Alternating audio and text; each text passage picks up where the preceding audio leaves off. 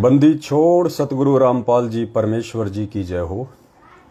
परम पिता परमात्मा, सारी सृष्टि के रचनहार, कुल मालिक, असंख्य ब्रह्मांडों के स्वामी, तीनों लोकों में प्रवेश करके सबका भरण पोषण करने वाले शब्द स्वरूपी राम, आदि पुरुष, आदि अनादि सतगुरु, जगत गुरु, संत शिरोमणि सतगुरु रामपाल जी परमेश्वर जी के चरण कमल में देश विदेश से हम सभी सत्सेवक भाई बहनों का कोटि कोटि दंडवत प्रणाम। और लाइव वीडियो देख रहे आप सभी भाई बहनों को दास की तरफ से प्यार भरा सत साहेब। भाई और बहनों, हमारे कुछ भगत भाई बहन लाइव जुड़ते हैं, तब तक हम परमेश्वर का मंगलाचरण करेंगे, मालिक की स्तुति करेंगे, उनकी वंदना करेंगे, क्योंकि 8 सितंबर 2022 को हम सभी सत्सेवक भाई बहनों के लिए खुशी का वो पर्व, वो त्यौहार, वो फेस्टिवल, वो कुछ भी कह लीजिए आप उसको, वो सुनहरा अवसर आ रहा है, जिस अवसर के लिए हम सभी आत्मा युगों युगों से तरस रही थी, तड़प रही थी कि कब वो परमेश्वर हमें मिले, कब वो परमेश्वर इस पृथ्वी पे प्रकट हों, कब उस भगवान के पावन चरण कमल इस पृथ्वी पे टिकें, जो हमें अपना ज्ञान दे, अपने लोक की जानकारी दे। हम सोए हुए और अज्ञानता में भूले भटके हुए प्राणी जागें, हमारा वास्तविक पति कौन है, हमारा पिता कौन है, हमारा घर कहाँ है, इसकी जानकारी हमें कोई दे। तो पुण्यात्माओं, अनंत युगों के बाद में अब कहीं जाके 8 सितंबर 1951 को भारतवर्ष की पावन भूमि के भाग्य जागृत हुए हैं, जो परमेश्वर सशरीर मानव सदृश लीला करते हुए 8 सितंबर 1951 को गांव धनाना, जिला सोनीपत, हरियाणा, भारतवर्ष की भूमि पे प्रकट हुए हैं। और उससे भी बढ़कर परम सौभाग्य यदि कहा जाए तो विश्व में सबसे ज़्यादा सौभाग्यशाली आत्माएं भारत देश की हैं, और भारत देश में सबसे ज़्यादा सौभाग्यशाली आत्माएं हरियाणा प्रांत की हैं, और उससे भी ज़्यादा सौभाग्यशाली आत्मा वो हैं जिनको सन 1994 से लेके आज वर्तमान तक सतगुरु रामपाल जी भगवान की शरण प्राप्त हुई है। और उनमें से भी परम सौभाग्यशाली आत्मा वो हैं जिनको साध संगति नसीब हुई है, जिनको साध संगति में आने का और परमेश्वर को समझने का मौका मिला है। और उनमें से भी वो चंद हीरे मोती लाल परमात्मा के परम सौभाग्यशाली हैं जिन्होंने अपनी हृदय से, अपनी अंतरात्मा से, अपने दिलो दिमाग से, अपने ज्ञान विवेक से, अपनी समझ और बूझ से सतगुरु रामपाल जी को परमेश्वर के रूप में प्रकट हुआ समझ के अपने हृदय में शब्द रूप में समा लिया है, बैठा लिया है। तो पुण्यात्माओं, इस स्टेज तक पहुंचना कोई बालकों का काम नहीं है। ये हम सभी आत्माओं के जन्म जन्मांतरों के सुदृढ़ भक्ति संस्कार और उससे भी कहीं ज्यादा परमपिता परमेश्वर सतगुरु रामपाल जी भगवान का वो आशीर्वाद, जिसके चलते आज हम इस मुकाम पे हैं। और इस मुकाम से पुण्यात्माओं, यदि हम नीचे गिरे अपनी अज्ञानतावश, अपनी नादानीवश, अपनी भूलवश, पुण्यात्माओं, फिर वो परमात्मा अनंत युगों तक हमें वापस नहीं संभालने वाला है, क्योंकि आप और हम ही परमेश्वर के विशेष लाडले नहीं हैं। इस सृष्टि का वो प्रत्येक जीव जो आज किसी भी योनि में है, परमेश्वर का उतना ही प्यारा और लाडला है जितने कि आज उनकी शरण में आके बने हुए हैं। तो उनको भी परमात्मा ने मौका देना है, और हमें आज भगवान ने मौका दे दिया है, तो इस मौके को हमने चूकना नहीं है। तो आप सभी भाई बहनों को पता है, और जैसे जैसे भगत भाई बहन लाइव जुड़े, सभी से दास की हाथ जोड़ के विनती है, करबद्ध प्रार्थना है। दास परमात्मा की स्तुति करेगा, मंगलाचरण करेगा, और तब तक आप सभी भाई बहन इस वीडियो को ज़्यादा से ज़्यादा फेसबुक पे, व्हाट्सएप पे शेयर कर सकते हैं तो कर दीजिएगा। बंदी छोड़ सतगुरु रामपाल जी भगवान की जय हो। गरीब नमो नमो शतपुरष कुहू नमस्कार गुरु की नहीं। सुर नर मुनि जन साधु महा संतों सर्वस दीन। सतगुरु साहिब संत सब दंडोतम प्रणाम। आगे पीछे मध्य हुए तिनको जा कुर्बान। नराकार निर्विषम काल जाल भय भंजनम। निर्लेपम निज निर्गुणम अकल अनुपबे सुन धुनम। सोहम सुरति समापतम सकल समाना नीरतले। उजल हिरंबर हरदम हम बेपरवा था है। वार पार नहीं मध्य तम गरीब जो सुमर सिद्ध होई। गणनायक गलताना करो अनुग्रह सोही। पारस पद परवाना आदि गणेश मनाओ। गणनायक देवन देवा चरण कमल लो लाऊं। आदि अंत करूं सेवा परम शक्ति संगीतम। हृदय सिद्धि दाता सोही अविगत गुण है अतीतम। सत्य पुरुष निर्मोही जगदम्बा जगदीशम। मंगल रूप मुरारी तन मन अर्पूं शीसम। भक्ति मुक्ति भंडारी सुर नर मुनि जन ध्यावे। ब्रह्मा विष्णु महेशा शेष सहस मुख गावे। पूजय आदि गणेशा इंद्र कुबेर सरीखा। वरुण धर्म राय ध्यावे सुमरथ जीवन जी का। मन इच्छा फल पावे 33 कोटि अधारा। ध्यावे सैं 88 उतरे भव जल पारा। कट है यम की फांसी 33 कोटि अधारा। ध्यावे सैं 88 उतरे भव जल पारा। कट है यम की फांसी। बंदी छोड़ सतगुरु रामपाल जी भगवान की जय हो। बंदी छोड़ सतगुरु रामपाल जी भगवान की जय हो। बंदी छोड़ सतगुरु रामपाल जी भगवान की जय हो। तो सत्साई भाई और बहनों, दया परमपिता परमेश्वर जी की। आगे हम लाइव वीडियो में बढ़े इससे पहले दास कुछ छोटी छोटी बातों को आपके सामने पेश करना चाहेगा। क्योंकि पुण्यात्माओं, भक्ति मार्ग पे हम उसी समय आगे बढ़ सकते हैं, सफल हो सकते हैं, जब हमारे मन में किसी भी प्रकार का कोई भी डाउट, ना तो आध्यात्मिकता के प्रति, ना सतगुरु के प्रति, ना भक्तों के प्रति, किसी भी चीज़ के प्रति हमारा डाउट नहीं होना चाहिए। और परमेश्वर भी कहते हैं कि करम भरम भारी लगे संसा सूल बबूल। डाली पानो डोलते परसत नाही मूल। और मालिक कहते हैं संसा सूल बबूल है। शंका जो है वो कीकर के कांटे की तरह होती है। जब तक वो निकलेगी नहीं तब तक प्राणी आगे नहीं बढ़ सकता है। तो दया परमपिता परमेश्वर जी की। पहले 8 सितंबर 2022 को सतगुरु प्रगट दिवस सात संगतियों के माध्यम से जगह जगह मनाने के विषय में हम चर्चा कर रहे थे जयपुर में कजोड़ भाई के साथ में। और कजोड़ भाई से डिस्कस हुआ तो उन्होंने भी यही कहा कि भाई हम जयपुर में अगर परमात्मा दया बख्शेंगे तो सात संगति रखेंगे। तो कुछ बातें दास ने उनके सामने रखी, फिर वो सहमत हो गए कि भाई हम मान लो जयपुर में सात संगति रख भी लेंगे, मैसेज भी डालेंगे, नहीं डालेंगे तो भी मालूम तो हो ही जाता है। और मैनेजमेंट अपनी उस पुरानी घटिया आदत के तहत बीच में टांग अड़ाएगा, पुलिस प्रशासन को लाके खड़ा कर देगा, व्यवधान डालेगा, सात संगति को रुकवा देगा, नहीं हो पाएगी। तो इससे अच्छा है कि सभी भाई बहन अपने अपने घर पे ही परमात्मा को भोग लगाएं। इससे परमात्मा और ज़्यादा प्रसन्न भी होंगे और भक्तों का भी विश्वास बढ़ेगा। और एक और जहां खाली एक जगह परमेश्वर को भोग लगे, परमात्मा की आरती हो, और एक जगह जगह परमात्मा को भोग लगे, वो शब्द ब्रह्मांड में जाएं, जगह जगह परमेश्वर की आरती हो, तो परमेश्वर उससे ज़्यादा प्रसन्न होंगे और पृथ्वी का जो माहौल है वो भी सतोगुणी बनेगा।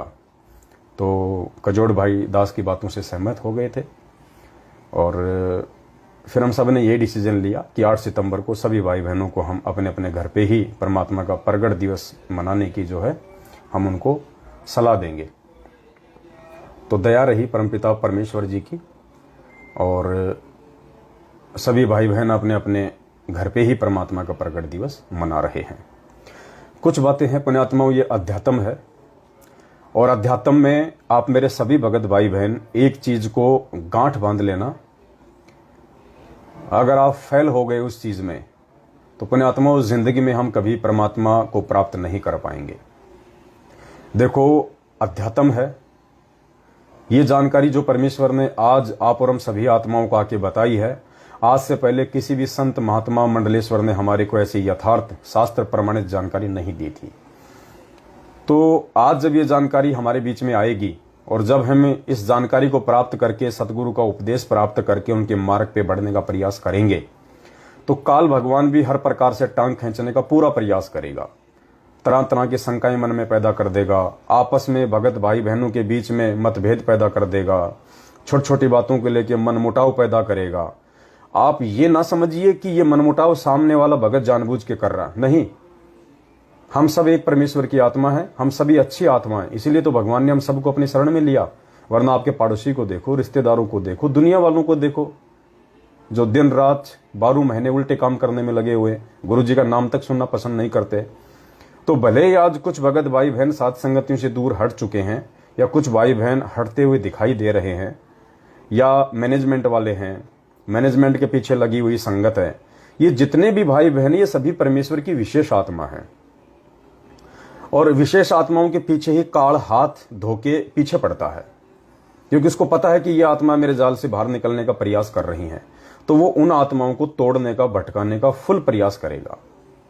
तो हैं सभी परमात्मा की विशेष आत्माएं, लेकिन जब कोई भी प्राणी काल प्रेरित हो जाता है तो उसके बाद उसको लगता है कि मैं जो बात बोल रहा हूं या मेरे मन में जो बातें आ रही हैं वो बिल्कुल सत्य हैं, और सामने वाला जो सत्य बात कह रहा है वो बातें भी उसको उल्टी नजर आएंगी। तो इसमें दोष उस आत्मा का नहीं है जो काल प्रेरणा के चलते अपनी विचारधारा को उल्टी बना चुका है। अब हमने क्या करना है ऐसी स्थिति में? अब ऐसी स्थिति में काल फिर उस आत्मा से उल्टे ही काम करवाएगा, आपको भड़काने वाले काम करवाएगा, आपको जोश दिलाने वाले काम कराएगा, आपके साथ में उल्टे सीधे विचारों के साथ में पेश आएगा। मतलब काल चाहेगा, क्योंकि काल स्वयं प्रकट नहीं होता। परमात्मा ने बताया कि ये काल का नियम है, ये स्वयं प्रकट नहीं होता है, ये दूसरी आत्माओं के माध्यम से अपना काम करवाता है। तो काल फिर उन आत्माओं को निमित्त बना के आपको भी उसी रंग में रंगने का प्रयास करेगा, धीरे धीरे धीरे धीरे, कि आपके भी विचार उसके जैसे हो जाए। क्योंकि परमात्मा कहते हैं ना, एक झूठ को अगर 100 बार सुन लिया जाए वो झूठ भी सच लगने लगती है। तो काल फिर यही काम करेगा, आपके सामने उन भाई बहनों के माध्यम से बार बार बार बार बार बार झूठ परोसेगा, और आपको ऐसा लगने लगेगा धीरे धीरे, यदि आपने उस व्यक्ति से अपना स्टैंड क्लियर नहीं किया तो, अगर आपने उस व्यक्ति से जो अब आपके विचारों से सहमत नहीं है, यदि आपने उससे दूरी नहीं बनाई, तो वो व्यक्ति काल जो प्रेरित है वो धीरे धीरे आपको अपने रंग में रंगेगा काल प्रेरणा से, और आपके ऊपर असर हो जाएगा।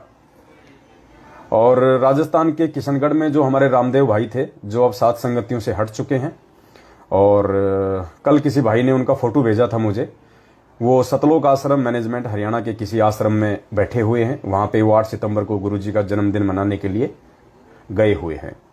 वो भी हमारे भाई हैं, परमात्मा की अच्छी आत्मा है, लेकिन वही काल प्रेरणा हम सब जानते हैं। तो ऐसी स्थिति में पुण्यात्माओं हमने सावधानी बरतनी है, उनके साथ में मनमुटाव नहीं करना, राग द्वेष नहीं करना, लड़ाई झगड़ा नहीं करना, वाद विवाद नहीं करना, और सबसे बड़ी बात, हमारे उन भाई बहनों के प्रति अपने मन में कोई राग द्वेष की भावना पैदा नहीं करना। देखो, हमें परमात्मा ने बताया 2 बातें होती हैं, एक होता है मतभेद और दूसरा होता है मनभेद। मतभेद हो सकता है, विचारों को लेके मतभेद हो सकता है, कोई बड़ी बात नहीं है, क्योंकि ये मार्ग बड़ा अटपटा है।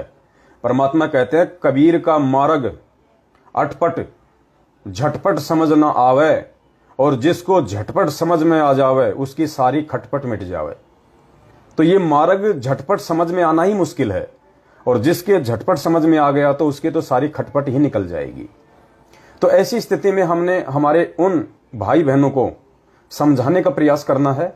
अगर वो आपके समझाने से नहीं समझता है तो सीधा सा तरीका है, हमने उनसे दूरी बना लेनी है, हमने उनको ब्लॉक कर देना है, ताकि उनके मैसेज, उनके कमेंट्स, उनके फोन हमारे पास में ना आवें, जिससे कि वो भी बेचारा परेशान रहे और हमको भी वो फालतू में बाधा उत्पन्न करे। तो मतभेद हो सकता है, किसी का भी हो सकता है, विचारों को लेके कोई बड़ी बात नहीं है, ये परमात्मा ने हमें बताया। लेकिन पुण्यात्माओं, मन भेद बिल्कुल नहीं करना। विचारों की लड़ाई को विचारों तक ही सीमित रखना। यदि विचारों की लड़ाई को यदि आप मन पे लेके आ गए, मन पे लाते ही, यानी मतभेद को जिस दिन आप जी मन भेद पे ले आओगे, उसी समय हमारे अंदर वो दूरी बननी शुरू हो जाएगी उस भगत के साथ में कि जिसकी हम कल्पना भी नहीं कर सकते। और भगत से जैसे आपकी दूरी बढ़ी तो समझिए परमात्मा से भी आपकी ऑटोमेटिक दूरी बढ़ेगी, ऑटोमेटिक। क्योंकि मन जहां प्रवेश कर जाएगा फिर वहां पर राग द्वेष पैदा हो जाएगा, मान बढ़ाई और अहंकार पैदा हो जाएगा, अपनी बात को सत्य साबित करने की होड़ लग जाएगी। और परमात्मा कहते हैं, मान बढ़ाई से हैं दूर, आजिज के हरि सदा हजूर। और परमेश्वर कहते हैं, आधीनी के पास है पूर्ण ब्रह्म दयाल। आधीनी यानी जो भगत आधीनी के साथ, प्यार प्रेम के साथ, सबको अपना भाई बहन समझते हुए जो भक्ति मार्ग पे आगे चलेगा। आप अपने विचार रखिए, आपको अधिकार है, आपको स्वतंत्रता है। भारत का संविधान भी हमें एक मौलिक अधिकार देता है विचारों की स्वतंत्रता को पेश करने का। और भक्ति मार्ग में तो कोई बाध्यता है ही नहीं। परमात्मा ने तो हमें सतलोक से ही स्वतंत्र रखा हुआ है। परमात्मा ने तो हमें सतलोक से ही अपने विचारों की स्वतंत्रता दी हुई है। अगर परमेश्वर हमें स्वतंत्रता ना देते तो पुण्यात्माओं, हम काल भगवान के साथ इस गंदे लोक में नहीं आते। क्योंकि हमने अपनी इच्छा से, अपनी सहमति से, सतलोक से उस परमात्मा से दूरी बनाई है। और जब आत्मा अपनी इच्छा से, अपनी सहमति से परमात्मा से दूरी बना लेगी तो परमात्मा फिर उसको रोकता नहीं है। क्योंकि आत्मा पे परमात्मा ने कभी भी बाध्यता या बंदिश नहीं रखी है। और इसी स्वतंत्रता के नाजायज फायदा उठाने के चलते हम लोग सतलोक से नीचे गिरे। तो आज भी परमात्मा कोई बाध्यता, किसी भी प्रकार की जो कंडीशन आपके सामने नहीं रखेगा। परमेश्वर का सिर्फ एक ही काम है। परमात्मा ने हमें समझा दिया है कि बच्चों, मेरा काल भगवान के साथ में एक एग्रीमेंट हो रखा है, एक अनुबंध है। उस अनुबंध के तहत मैं केवल तुम्हें अपना मार्ग बताऊंगा, शिक्षा दूंगा, तुम्हें समझाऊंगा। बस उससे ज्यादा अगर तुम मेरी आंखों के सामने शराब पियोगे, मांस खाओगे, तो भी मैं तुम्हें कुछ नहीं कहूंगा। क्योंकि काल ने यही कहा था कि परमेश्वर, आप नीचे जाओगे, उन आत्माओं को अपना ज्ञान समझाओगे, लेकिन परमात्मा मेरी एक विनती है, आप उन आत्माओं के साथ में जबरदस्ती ना करना। आप केवल अपना ज्ञान समझाना, शिक्षा देना, उपदेश देना, सतलोक की जानकारी देना, लेकिन जबरदस्ती किसी को मत लेके जाना। जो आपके ज्ञान को स्वीकार करे, जो आपके विचारों से सहमत हो, जो आपके मार्ग में प्यार प्रेम और आधीनी के साथ आगे बढ़ना चाहे, उसी को आप अपने लोक ले जाना। बाकी आत्माओं को आप मेरे हवाले छोड़ देना। तो परमेश्वर ने कहा कि ठीक है भाई, जो आत्मा प्यार प्रेम आधीनी और कंधे से कंधा मिला के आपस में सहयोग करते हुए यदि आगे मेरे मार्ग में नहीं बढ़ेगी तो वो आत्मा अंदर से निर्मल नहीं हो पाएगी। और जो अंदर से निर्मल नहीं होगा वो मेरे सतलोक जाने के काबिल भी नहीं है। तो परमेश्वर की एक ये बाध्यता है पुण्यात्माओं, ये मजबूरी है परमेश्वर की। उस समर्थ परमात्मा की असमर्थता है ये। इसके चलते परमात्मा आज जबरदस्ती नहीं करेगा। आज उस जेल में बैठे हुए परमात्मा से सतलोक आश्रम मैनेजमेंट हरियाणा जो भी आदेश पारित करवाना चाहेगा, परमात्मा सहर्ष आदेश देगा। क्योंकि परमात्मा को पता है कि जो आदेश ये मेरे से पारित करवाना चाहता है, जो आदेश मेरे से लेना चाहते हैं प्रार्थना करके, मैं इनको मना नहीं करूंगा। क्योंकि मैंने तो मेरा आदेश बता दिया कि मेरे क्या नियम है, क्या मेरे उसूल हैं, कैसे तुम भक्ति मार्ग पे चलोगे, किन किन मर्यादाओं के साथ चलोगे, मेरे क्या विचार हैं, तुम कैसे रहोगे तो सफल होगे। और उसके बाद यदि कोई गुरुदेव के पास हिसार जेल में जाके कहेगा कि गुरुजी हरियाणा में जितने भी जाट भाई हैं वो सारे के सारे सरकार के खिलाफ हैं, बीजेपी के खिलाफ है गुरुजी, और बीजेपी के खिलाफ उन्होंने बहुत बड़ा मोर्चा खोल रखा है गुरुजी, ऐसे में यदि आप हमें आदेश दे दो उन जाट भाइयों का साथ देने का, तो गुरुजी आप भी जाट, हम भी जाट और वो भी जाट, गुरुजी जब मिल बैठेंगे तीनों तो खूब जमेगा रंग। और गुरुजी हमारा तो टहल का मच जाएगा, लोगों की सहानुभूति, लोगों की संवेदना आपके प्रति हो जाएगी गुरुजी, लोग आपके ज्ञान को समझेंगे। तो परमेश्वर क्या करेगा, मालिक देख लेगा, रे गधो, मुझे अपने मार्ग पर लगाने के लिए ये घटिया तरीके अपनाने की जरूरत है। ये बात उनको नहीं कहेगा परमात्मा, अपने मन में सोचेगा और उनको कह देगा कि ठीक है भाई, अरे बहुत अच्छी बात है, अरे तुम बाहर हो, तुम्हें पता है बाहर के माहौल का, भाई मैं तो जेल में बैठा हूं, मुझे क्या पता बाहर क्या ड्रामा चल रहा है। अगर ऐसी बात है बच्चों तो खुल के काम करो, कोई दिक्कत नहीं, मेरा आशीर्वाद है। ये उस एग्रीमेंट के तहत कहेगा परमात्मा जो काल भगवान के साथ 21वें ब्रह्मांड पे किया था तपस्या पे। क्योंकि मालिक को पता है अगर ये इतना बुद्धिमानी होता, इतना ही विवेकी होता, समझदार होता, तो मेरे सामने इस तरह की बात ही ना करता। और ये मेरे सामने इस तरह की बातें कह रहा है, ये कर रहा है, इसका मतलब मैं इसको मना कर दूंगा तो भी ये अपनी मनमानी काल प्रेरणा से पूरी करेगा। तो परमेश्वर फिर उस आत्मा को रोकता नहीं, उस आत्मा को टोकता नहीं। और यही कारण था 2008 से सतलोक आश्रम बरवाला में डीवीडी से नाम दीक्षा देना शुरू करना। डीवीडी तो परमात्मा ने 2005 में ही बना दी थी। उसके बाद तो 2006 का करोथा कांड हो गया था। 2 साल गुरुजी जेल में रहे थे। क्या उन 2 सालों में कोई नामदान केंद्र नहीं खुल सकता था? क्या उन 2 सालों में किसी भगत का नाम ही खंड नहीं हुआ? कम से कम शुद्धिकरण की तो व्यवस्था परमात्मा रख देते, लेकिन वो भी नहीं करी परमात्मा ने 2 साल में, 2006 2008 तक। क्यों? क्योंकि परमात्मा ने पहले बोल दिया था कि डीवीडी से नाम दीक्षा मेरे सतलोक जाने के बाद दी जाएगी। जब तक मैं हूं तब तक मैं स्वयं नाम दूंगा। लेकिन इन लोगों ने फिर परमात्मा को मानुष समझा और इन्होंने कहा, मैनेजमेंट वालों ने, कि गुरुजी आप क्या क्या काम करोगे? आप सत्संग करोगे, आशीर्वाद दोगे, शास्त्रों को पढ़ोगे, थोड़ा बहुत आपको आराम भी चाहिए, आपको इतना बुढ़ापा आ गया है, आपकी उम्र देखिए, आप बीमार हो जाओगे। क्योंकि मानुष मानते हैं गुरुजी को, और गुरु को जो मानुष मानेगा वो तो वैसी बात करेगा। तो परमेश्वर ने उनको कह दिया, क्योंकि परमात्मा ने उनकी परीक्षा भी लेनी थी, तो परमेश्वर ने कह दिया कि ठीक है भाई, बहुत अच्छी बात है बच्चों, ये बात तुमने मुझे पहले क्यों नहीं बताई? अरे बहुत अच्छी बात है, शुरू करो। और इन्होंने वो डीवीडी से नाम दीक्षा देने की प्रक्रिया 2009 में गुरु को मानुष मान के पूरी कर दी। तो पुण्यात्माओं, इस प्रकार से हमने इन चीजों को समझना है, अध्यात्म को समझना है। अब बहुत सारे भगत भाई बहन कह देते हैं कि भाई ये संगत में इतना चल रहा है सत्सेवकों का मैनेजमेंट का, सत्सेवकों का मैनेजमेंट का, क्योंकि खाली 2 ही ग्रुप है संगत में, तीसरा तो कोई ग्रुप है ही नहीं।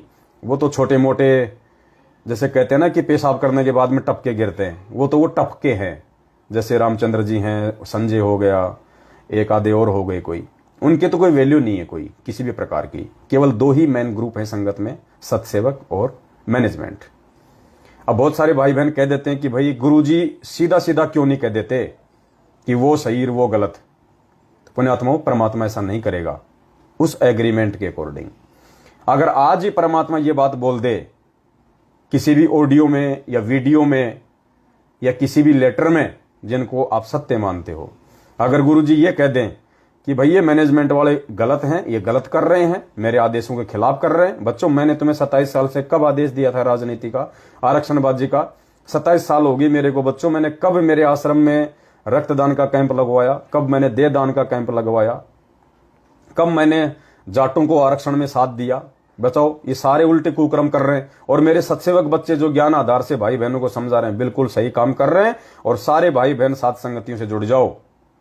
अगर ये बात परमात्मा बोल भी देंगे आपके अनुसार ऑडियो वीडियो लेटर में, तो पहली बात तो वो लेटर हमारे तक आने नहीं देंगे। आप सब जानते हो अच्छे तरीके से, वो लेटर बाहर आएगा नहीं, वो ऑडियो वीडियो बाहर आएगा ही नहीं। और मान लीजिए अगर वो ऑडियो वीडियो लेटर बाहर आ भी गया, तो पुण्यात्माओं, जो छटनी परमात्मा ज्ञान आधार से जो करवाना चाहता है, सात संगतियों से पहले जोड़ जोड़ के फिर उसका जूस निकाल निकाल के, वो छटनी नहीं हो पाएगी। क्योंकि ये आदेश आने के बाद में हर व्यक्ति जो आगे चल के काल प्रेरित होना है, जिसको परमात्मा ने अपने मिशन से बाहर करना है, जो सतलोक जाने के काबिल नहीं है, जो अभी भगत नहीं बना है, वो भी साध संगतियों से ही चिपके रहेंगे। ये सोच के कि गुरु जी का आदेश आ गया भाई, साध संगति से हट गए तो फिर मामला खराब हो जाएगा। तो ये सोच के वो लोग साध संगति से जुड़े भी रहेंगे और उल्टे सीधे सारे कुकर्म और बकवाद भी करते रहेंगे और नाम धराएंगे सत्सेवक। जो हालत आज मैनेजमेंट की हो रही है इन ऑडियो वीडियो को देख के कि गुरुजी का आशीर्वाद तो मैनेजमेंट के साथ में है, गुरुजी कह रहे हैं मैनेजमेंट मेरा बनाया हुआ है। तो आज इस मैनेजमेंट में जितने कुकर्म हो रहे हैं वो कौन कर रहा है? उन्हीं के पीछे लगे हुए लोग। जितने भी कुकर्म है वो कौन कर रहा है? मैनेजमेंट वाले। फिर अकाल मौत कौन मर रहे हैं? मैनेजमेंट वाले। सबके घरों में लड़ाई झगड़े आपत्तियां दुख संकट तकलीफ किसके घरों में? मैनेजमेंट वालों के घरों में। क्यों? क्योंकि उन्होंने उन ऑडियो वीडियो को सत्य मान लिया, गुरुजी के वचन पे नहीं चले और मैनेजमेंट से वो जुड़े भी हुए हैं, साथ में सारे काम भी उल्टे कर रहे हैं, मर्यादा रख नहीं रहे हो, सारी रिश्तेदारियां निभा रहे हैं, सारी परंपराएं निभा रहे हैं, कुपात्रों को ज्योति पाठ और दान का पैसा दे रहे हैं। राजनीति का सीजन आ जा तो राजनीति कर लेते हैं, आरक्षणबाजी का सीजन आ जा तो आरक्षणबाजी में शामिल हो जाते हैं। तो ये सब कुकर्म करने के चलते और साथ में मैनेजमेंट से जुड़े रहने के चलते आज उनको कोई सुख नहीं है। हर प्रकार से वो परमात्मा से दूर हैं। तो भगवान ने तो साध संगतियों को अपने मिशन के लिए चुना है, और साध संगति से ही परमात्मा नेक आत्माओं की छटनी करेगा। तो इसलिए पुण्यात्माओं परमात्मा स्पष्ट रूप से नहीं कहेंगे, वरना छटनी नहीं हो पाएगी, पहचान नहीं हो पाएगी। मालिक को तो पता है, मालिक को तो पहचान है कि कौन सही है कौन गलत है, आगे तक कौन रुकेगा कौन बचेगा, कौन लंबी रेस का घोड़ा है। मालिक को तो पता है, क्योंकि परमेश्वर ही है जिसने हम सबकी वो टिकट बनाई है। ये परमेश्वर ही है जिसने हमारी वो टिकट अलॉट की है। और मालिक को पता है कि ये साध संगति जो है एक ट्रेन है, और किस आत्मा की टिकट कहां तक की है। तो मालिक को तो पता है कि जैसे जैसे जिसका स्टेशन आता चला जाएगा वो वहां पे नीचे उतरता चला जाएगा। तो परमेश्वर को तो मालूम है इन सब बातों का। इसलिए परमात्मा पुण्यात्माओं बहुत सूझबूझ और सोच समझ के साथ में, क्योंकि वो परमेश्वर है, वो अपने काम में किसी भी प्रकार की माइनस रत्ती भर भी त्रुटि नहीं करता है। इसलिए परमात्मा ने ये स्पष्ट रूप से नहीं बोलना होता है। एक तो काल के एग्रीमेंट के अनुसार, दूसरा परमात्मा ने जो छटनी करनी होती है आत्माओं की उस आधार से। ना परमात्मा आने के बाद में गलत मैनेजमेंट को बताएगा, ना आने के बाद में सही सत्सेवकों को बताएगा। ना परमात्मा आने के बाद में गलत सत्सेवकों को बताएगा, ना सही मैनेजमेंट को बताएगा। ये निर्णय सिर्फ आप और हमने ही करना पड़ेगा, उनके बाहर आने से पहले पहले। परमात्मा अपने ऊपर नहीं लेता कोई भी बात, लेकिन उनका विधान बना रखा मालिक ने, विधान के अनुसार सारे काम करता है कि राम किसी को मारे नहीं, और मारे तो हत्यारा राम।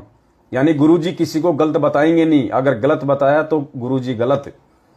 राम किसी को मारे नहीं, मारे तो हत्यारा राम। अपने आप ही मर जाएंगे, अपने आप ही छट जाएंगे, कर कर खोटे काम।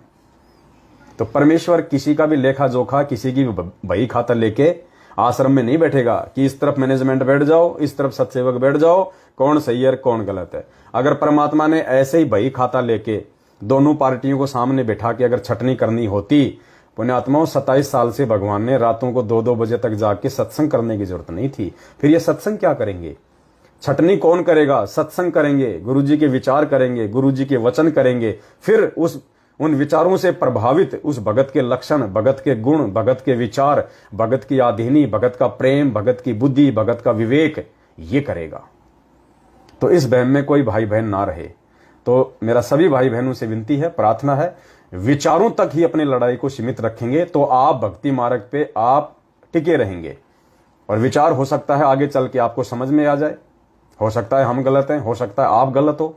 तो विचारों की लड़ाई को विचारों तक सीमित रखो, और विचारों की लड़ाई पे ये विचार करो कि हम जो कर रहे हैं वो सही है या सामने वाला जो कर रहा है वो सही है। और मान बढ़ाई का मार्ग नहीं है। यदि हम गलत हैं तो हम हाथ जोड़ लेंगे, आप गलत हो आप हाथ जोड़ लो मैनेजमेंट वालों।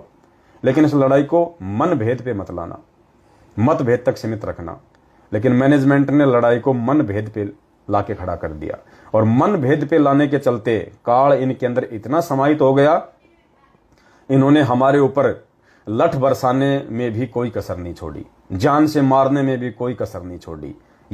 ये सबूत है कि सतलोक आश्रम मैनेजमेंट हरियाणा पूर्णतया मन भेदी है, पूर्णतया काल प्रेरित है। लेकिन जो साथ संगत से हमारे भाई बहन जो अपने विचारों को थोड़ा साइड में लेके जा रहे हैं, जो हमारे से इत्तेफाक नहीं रखते हैं, तो उन मेरे सभी भाई बहनों से मेरी विनती है, मेरी प्रार्थना है, आप थोड़ा सा विचार कीजिए। हम सब एक ही परमात्मा के बच्चे हैं, अंत में मिलना सबको एक ही जगह पे है। तो इतनी अपने मन में जगह जरूर रखना कि कल को आपस में मिलें तो सच्चाई बोलने के लायक रहें, सच्चाई बोलने के हम काबिल रहें। ऐसा नहीं कि आज मैनेजमेंट वाले जो गाड़ियां बरसा रहे हैं, जो लठ बरसा रहे हैं, झूठी निंदा चुगली कर रहे हैं, कल को जब ये मिलेंगे आमने सामने, जब नीर खीर का निवेरा हो जाएगा, ये आंखों से आंखें मिला के सच्चाई बोलने के काबिल भी नहीं रहेंगे कि हमने तो इन आत्माओं पे इतने जुल्म कर रखे हैं बेइंतहा, हमारा हिसाब क्या होगा। तो पुण्यात्माओं, विचारों की लड़ाई को विचारों तक सीमित रखें। अगर आप किसी के विचारों से सहमत नहीं है, आप अपनी बात को रखिए। फिर भी यदि कोई आपकी बात नहीं मानता है तो फिर आपकी जिम्मेदारी बनती है आप बैठ के अपनी भक्ति कीजिएगा। आपका मकसद कोई फिर इस पवनदास के पीछे लगना नहीं है, आपका मकसद फिर बाल की खाल निकालना नहीं है। आपका मेन मकसद क्या है? भक्ति करना, परमात्मा को प्रसन्न करना। और परमात्मा प्रसन्न होंगे भक्ति से, मर्यादाओं से, नेक आचरण से। तो यही दास की विनती थी। तो किसी भी भाई बहन के प्रति मन में कोई भी मतभेद या मन भेद वाली स्थिति नहीं रखनी है, क्योंकि सोशल मीडिया पे जैसे कजोड़ जी को और मेरे को लेके थोड़ी बहुत जो बातें आपस में हो रही है ना, तो दास के प्रति अपने भाई के मन में कोई राग द्वेष नहीं है, ना हो सकता है। राग द्वेष तो मैंने महेंद्र भगोड़े के प्रति नहीं रखा आज तक। वो भी मेरा भाई है, कजोड़ जी भी मेरे भाई हैं, आप सब मेरे भाई बहनों, मेरे लिए आप सब एक समान हैं। मेरे लिए ना मैनेजमेंट विशेष है, ना कजोड़ जी विशेष है, ना कजोड़ जी के लिए मैं कोई विशेष हूं। उनकी भी यही सोच है, उनकी भी यही दृष्टि है, और इसी कारण से हम लोग आज तक साथ साथ हैं। वरना कितने लोग गए, कितने लोग आए। तो हम सब एक परमेश्वर के बच्चे हैं। अगर हम किसी के विचारों से सहमत नहीं हैं तो हम हमारा स्टैंड साइड में कर लें, हम क्लियर कर लें अपना स्टैंड, और हम अपनी भक्ति करें। राग द्वेष नहीं फैलाना फिर उस मार्ग में। तो ये दास की तरफ से सभी भाई बहनों को एक छोटा सा संदेशा था। और आज हम वीडियो को ज़्यादा लंबा नहीं लेंगे। वीडियो को अभी तक जिन जिन भाई बहनों ने शेयर नहीं किया है वो एक बार फेसबुक पे, व्हाट्सएप पे, हर जगह शेयर कर दे। अब आज के वीडियो का मुख्य जो मकसद है वो ये है कि अभी 8 सितंबर 2022 को जो परमपिता परमेश्वर सतगुरु रामपाल जी भगवान का प्रकट दिवस हर घर में हलवे राम का भोग लगा के 42 मिनट की भोग की आरती के साथ में जो मनाया जाएगा, वो कैसे मनाना है, क्या क्या करना है, क्या क्या सावधानियां बरतनी है, ताकि किसी भी प्रकार की कोई त्रुटि ना रहे, परमेश्वर हमसे किसी भी बात को लेकर नाराज ना हो जाए। तो ये जानकारी देना सभी भाई बहनों को नितांत आवश्यक थी। तो परमात्मा ने कल ही प्रेरणा की, तो दास आप सभी भाई बहनों के साथ में लाइव हैं, और कुछ 20-25 भाई बहनों के सवाल हैं सतगुरु प्रगट दिवस को मनाने को लेकर। तो परमात्मा दया करे, सभी भाई बहनों को ये चीजें हम बताएंगे। अभी सबसे पहली जो शंका है वो है, घर में प्रकट दिवस किस प्रकार मनाना है। यानी जो नए भाई बहन हैं जिनको नहीं पता है, जो अभी नए नए जुड़े हैं या मैनेजमेंट से निकल के आ रहे हैं, तो उन्होंने अभी 2-3 साल पहले उन्होंने कभी कोई प्रकट दिवस मनाया नहीं। तो वो कह रहे हैं कि हम प्रकट दिवस अपने घर पे हम कैसे मनाएं। देखिए भाई और बहनों, बहुत ही सिंपल है, बहुत ही आसान है, बहुत ही सहज मार्ग है। परमात्मा हमारे भावों से प्रसन्न होता है। परमात्मा 56 भोग से प्रसन्न नहीं होता। अगर आप 56 भोग लगाने के काबिल हैं, आपकी आर्थिक स्थिति आपको मंजूरी देती है, बहुत अच्छी बात है। 56 क्या, 156 का भोग लगाइए आप, कोई दिक्कत नहीं। तो सदगुरु प्रगट दिवस मनाने के लिए हमने जो करना है वो ये करना है, परमेश्वर के आदेश अनुसार, उनके भक्ति विधान के अनुसार 8 सितंबर के दिन आप जी किसी भी समय की कोई बाउंडेशन नहीं है। जैसे होली आती है कि साहब 6 बजे मनानी है, 6 बजे होली जलेगी, 7 बजे होली जलेगी, कोई मुहूर्त नहीं है। 24 घंटे में कभी भी, सुबह, दोपहर को, दिन में, कभी भी, रात्रि 12 बजे से पहले पहले आप परमेश्वर को प्रसन्न कर सकते हैं, भोग लगा सकते हैं। लेकिन फिर भी अगर आपके पास समय है, और आश्रम में जब हम जाया करते थे तो आश्रम में परमेश्वर को फिक्स 11 बजे भोग लगता था। अब 11 बजे भोग लगता था आश्रम में, इसका मतलब ये नहीं कि हम घर में भी 11 बजे भोग लगाएंगे तो ही गुरुजी प्रसन्न होंगे, नहीं। आश्रम में फिर 11 बजे भोग लगता था, 1 घंटा भोग की प्रोसीजर में लग जाता था। उसके बाद फिर 12 बजे गुरुजी को सत्संग करने के लिए बैठना होता था। इसलिए परमात्मा अपना टाइम सेट करके भोग लगाया करते थे। आप सुबह 5 बजे भी लगा सकते हैं, रात के 12 बजे के बाद आप 1 बजे भी लगा सकते हैं 8 सितंबर को, रात के 2 बजे भी लगा सकते हैं, 3 बजे भी लगा सकते हैं, सुबह 6 बजे भी लगा सकते हैं, दिन के 12 बजे भी लगा सकते हैं, दोपहर के 2 बजे भी लगा सकते हैं, शाम को 6 बजे भी लगा सकते हैं, रात्रि 8 बजे भी लगा सकते हैं, रात को 12 बजे से पहले पहले 8 सितंबर को आप कभी भी गुरुजी को भोग लगा सकते हैं। समय की कोई बाउंडेशन नहीं है। थोड़ा सा हलवाराम बना लीजिए, जितने आपके घर में मेंबर हैं। मान लीजिए आपके घर में 5 मेंबर हैं, 10 मेंबर हैं, 2 मेंबर हैं, हलवाराम केवल परमेश्वर को भोग लगाने के लिए लगाइए। कितना, जितना एक प्रसाद के रूप में आता है, 1 चम्मच या 2 चम्मच, इतना सा। या जैसे आश्रम में हमारे को इतना मिलता था कि हमारी जो हथेली थी ना, इसमें आ जाता था, और आसानी से हमारी आत्मा जो है वो तृप्त हो जाती थी। तो आप जी इतना सा हलवाराम परमेश्वर को भोग लगने के बाद जो ग्रहण करना है, उस हिसाब से आप जी 2-2 चम्मच या 3-3 चम्मच, जैसा भी आपकी इच्छा हो, उस हिसाब से पर मेंबर आप जी अपने घर पे हलवाराम बनाइए। हलवाराम केवल देसी घी का ही बनेगा। देसी घी भी केवल गाय का या भैंस का। अब दूध तो जैसे ऊंट भी देता है, ऊंटनी, दूध तो ऊंटनी भी देती है, दूध तो भेड़ बकरियां भी देती हैं, और उनका दूध निकाल के घी बना के भोग नहीं लगाना। केवल गाय और भैंस का ही विधान है। वैसे तो विधान तो मेन गाय का है, क्योंकि गाय को जो है मतलब सुरधेनु कहा जाता है। मैन विधान तो परमात्मा को भोग लगाने का केवल गाय का है, लेकिन आज गाय रही नहीं। काल भगवान को पता था कि धरती पे परमात्मा आएगा, उस जानवर को या तो वो मरवा दे रहा है ज्यादा से ज्यादा, या उस जानवर की उसने ऐसी दुर्गति करवा दी, लोग अपने घर पे उसको रखना पसंद नहीं करते कि गाय थोड़ा सा दूध देती है, थोड़ा सा घी निकलता है, खाती पूरा है। तो इस चक्कर में लोगों ने गाय को रखना ही बंद कर दिया। वरना पुण्यात्माओं, गाय पूरे विश्व का एकमात्र ऐसा प्राणी है, 84 लाख योनियों में। इंसान भी नहीं है, इंसान तो केवल भक्ति करके अपना मोक्ष करवा सकता है। हम भी 84 लाख योनियों में है, कोई बाहर नहीं है, लेकिन इन सभी 84 लाख योनियों में इंक्लूड इंसान, गाय ही एकमात्र ऐसा जानवर है, ऐसा प्राणी है जो ऑक्सीजन लेता है और ऑक्सीजन ही छोड़ता है। गाय ऑक्सीजन ही लेती है और ऑक्सीजन ही छोड़ती है। गाय कभी भी कार्बन डाइऑक्साइड गैस नहीं छोड़ती, वो ऑक्सीजन ही लेती है और ऑक्सीजन ही छोड़ती है। ये पूरे विश्व में, पूरी सृष्टि में 84 लाख योनियों में गाय ही एकमात्र ऐसा जानवर है। इसीलिए तो गाय का जो पेशाब है वो भी औषधि के रूप में काम लिया जाता है। गाय के गोबर से अगर खाना बनाया जाए तो पुण्यात्मा उससे जो है कार्बन डाइऑक्साइड गैस इतनी नहीं बनती है।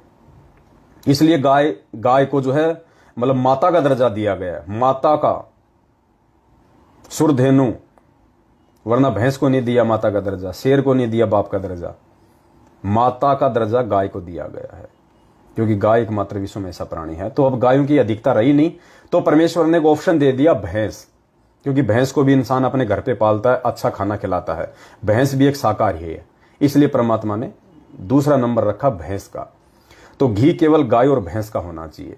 अब ये जरूरी नहीं कि साहब गाय और भैंस वाला घी लेके आए जो गांव में निकलता है, क्योंकि हर आदमी दूध बेचता है, सबको आजकल अपने स्वार्थ की पड़ी है। तो अब क्या हो गया, बड़ी बड़ी जो डेयरी कंपनी है उन्होंने घी बनाना शुरू कर दिया, 1-1 लीटर का, 2-2 लीटर में, और 1 लीटर का रेट रख दिया 500 रुपये, 600 रुपये, 700 रुपये। तो किसी भी डेयरी पे यदि आपने घी लेके आना है तो आपने देसी घी का नाम लेके लाना है कि भाई साहब मुझे देसी घी चाहिए 1 लीटर। तो जो देसी घी होगा वो कम से कम 500 रुपये लीटर से कम नहीं देगा, उससे ऊपर ही आएगा, 700, 800, 900। तो 500 रुपये के आसपास जो घी आपको डेयरी पे मिले उसको बोल देना भाई साहब डालडा नहीं चाहिए मेरे को, दूसरा किसी प्रकार का घी नहीं चाहिए, गाय या भैंस का घी चाहिए मेरे को। तो वो आपको किसी भी डेयरी पे मिल जाएगा। अगर आपके पास में गाय या भैंस का जो शुद्ध घी आता है जो गाँव में मिलता है, अगर वो उपलब्ध नहीं है तो आप जी डेयरी से गाय या भैंस का देसी घी नाम करके 1 लीटर 2 लीटर लेके आ सकते हैं। उसमें आप अपनी ज्योत भी जलाइए और उसमें आप परमेश्वर को हलवा राम बना के, और 8 सितंबर के दिन हलवा राम आपने बनाया, आपने अपनी रसोई में हलवा राम बना के और आपने एक थाली में रख दिया, एक थाली ली, उस थाली में आपने कटोरी ले ली, कटोरी में आपने हलवा राम रख दिया, साथ में आपने एक जलराम का एक गिलास ले लिया, जलराम का वो गिलास रख दिया, और उस कटोरी को, जलराम को थाली समेत आपने किसी भी साफ कपड़े से उसको ढक के रख देना है। कपड़ा चाहे लाल हो, पीला हो, हरा हो, सतरंगी हो, कोई महत्व नहीं रखता, कपड़ा साफ सुथरा होना चाहिए। उस कपड़े से आपने रसोई में थाली को, हलवेराम को, जलराम को ढक देना है। और यदि आप नए बर्तनों में हलवाराम बनाएं तो बहुत अच्छी बात है। अगर अभी तक आप केवल हलवाराम बनाने के लिए स्पेशल बर्तन नहीं लेके आए हैं, एक तो जैसे हम लोग कढ़ाई में सब्जी बनाते हैं, थाली में खाते हैं, उसी चम्मच से खाते हैं, और एक होता है कि परमात्मा का हलवाराम बनाने के लिए स्पेशल छोटी सी कढ़ाई ले आओ, एक थाल ले आओ, एक चम्मच ले आओ, एक कटोरी, एक गिलास स्पेशल ले आओ। उनमें केवल उसी कढ़ाई में गुरु जी को हमने हलवाराम बनाना है और उन्हीं बर्तनों में रख के हमने भोग लगाना है। और जब भोग की आरती समाप्त हो जाए उसके बाद हमने वो हलवाराम, वो जलराम किसी दूसरे पात्र में निकाल के फिर हमने दूसरों को डालना है, और उन पात्रों को धो के वापस अन्य बर्तनों से दूर रखें, स्पेशल रखें परमात्मा के। अगर किसी भाई बहन की ऐसी क्षमता नहीं है, आर्थिक स्थिति कमजोर है, तो जो बर्तन आप अपने घर में काम लेते हैं उनको अच्छे से साफ करके फिर आप परमात्मा का हलवाराम बनाएं, फिर आप परमात्मा को भोग लगाएं। उसके बाद रसोई में आप खड़े हैं, आपके जितने भी मेंबर हैं परिवार के, जो उपदेशी हैं या अनुपदेशी हैं, अनुपदेशी भी भोग की आरती में शामिल हो सकता है, उपदेशी को तो भोग लगाना ही लगाना है।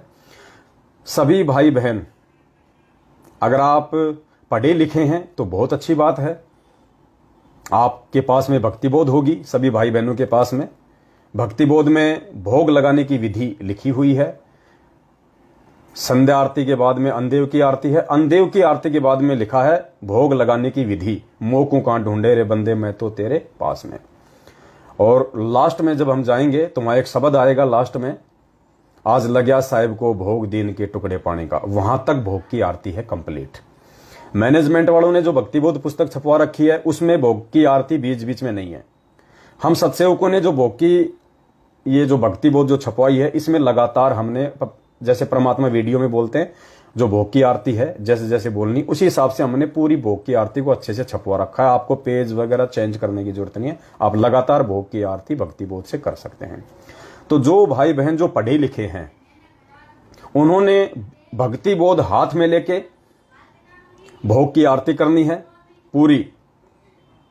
सबसे पहले आप अपनी रसोई में परमात्मा का भोग तैयार कर लेंगे, कपड़े से ढक देंगे।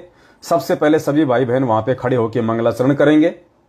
मंगलाचरण के बाद में जो एक शब्द है, आया है बंजारा केशव आया है, उस शब्द को गाते हुए भोग प्रसाद को वहां से उठा के धीरे धीरे जहां आपने परमात्मा का दरबार लगा रखा है वहां पे लाके आपने परमात्मा के दरबार के सामने भोग प्रसाद को रख देना है। केशव बंजारे वाला शब्द पूरा होने के बाद में फिर आपने भक्ति बोध में जहां से स्टार्ट है, मोकू कहां ढूंढे रे बंदे मैं तो तेरे पास में, वहां से आप जी सभी भाई बहन भक्तिबोध हाथ में लेके, या जिसको याद है तो बहुत अच्छी बात है, नहीं तो भक्तिबोध लेके आपने परमात्मा को भोग की आरती करनी है।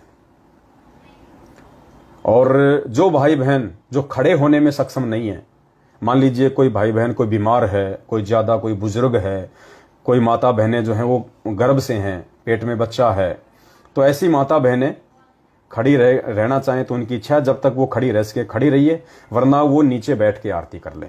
चेयर पे भी बैठ सकती हैं, खाट पे भी बैठ सकते हैं। कोई ऐसा कोई बीमारी की हालत में है कि जिससे खाट से उठा नहीं जाता, वो सूता सूता भी आरती कर सकता है, क्योंकि पुण्यात्माओं साधु भूखा भाव का धन का भूखा नाई। परमात्मा आपके भाव देखेगा। यदि आप सक्षम हैं तो आपने विधि विधान से काम करना है, फिर गफलत नहीं चलेगी। आप सही हैं फिर भी आप लेट गए बैठ गए ऐसे कर रहे हैं, वो नहीं चलेगा। विशेष परिस्थितियों में छूट है, विशेष परिस्थितियों में, लेकिन ध्यान सुरती परमात्मा की वाणी पे होनी चाहिए। आप अगर बीमार हैं, नीचे बैठे हैं, लेटे हुए हैं, तो भी आपका ध्यान आपकी सुरती उस आरती में होनी चाहिए। आपका मन आपका लगाव परमात्मा में होना चाहिए।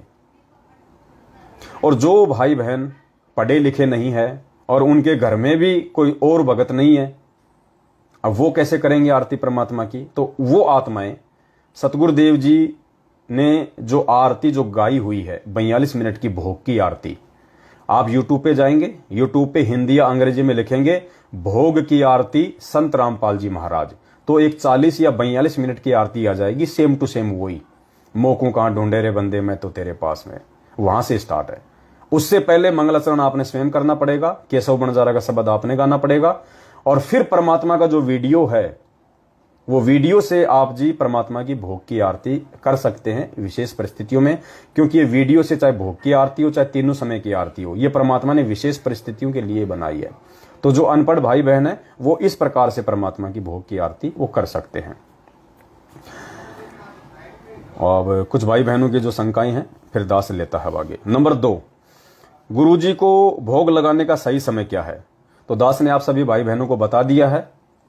भोग आप अपनी इच्छा के अनुसार लगा सकते हैं, कोई समय फिक्स नहीं है। मान लीजिए कोई किसी की नाइट की कोई ड्यूटी है बेचारे की, वो सुबह 10 बजे छूटेगा, तो बताओ वो कहां से 5 बजे भोग लगाएगा? वो आराम से नहा धो के आके मालिक को भोग लगाओ।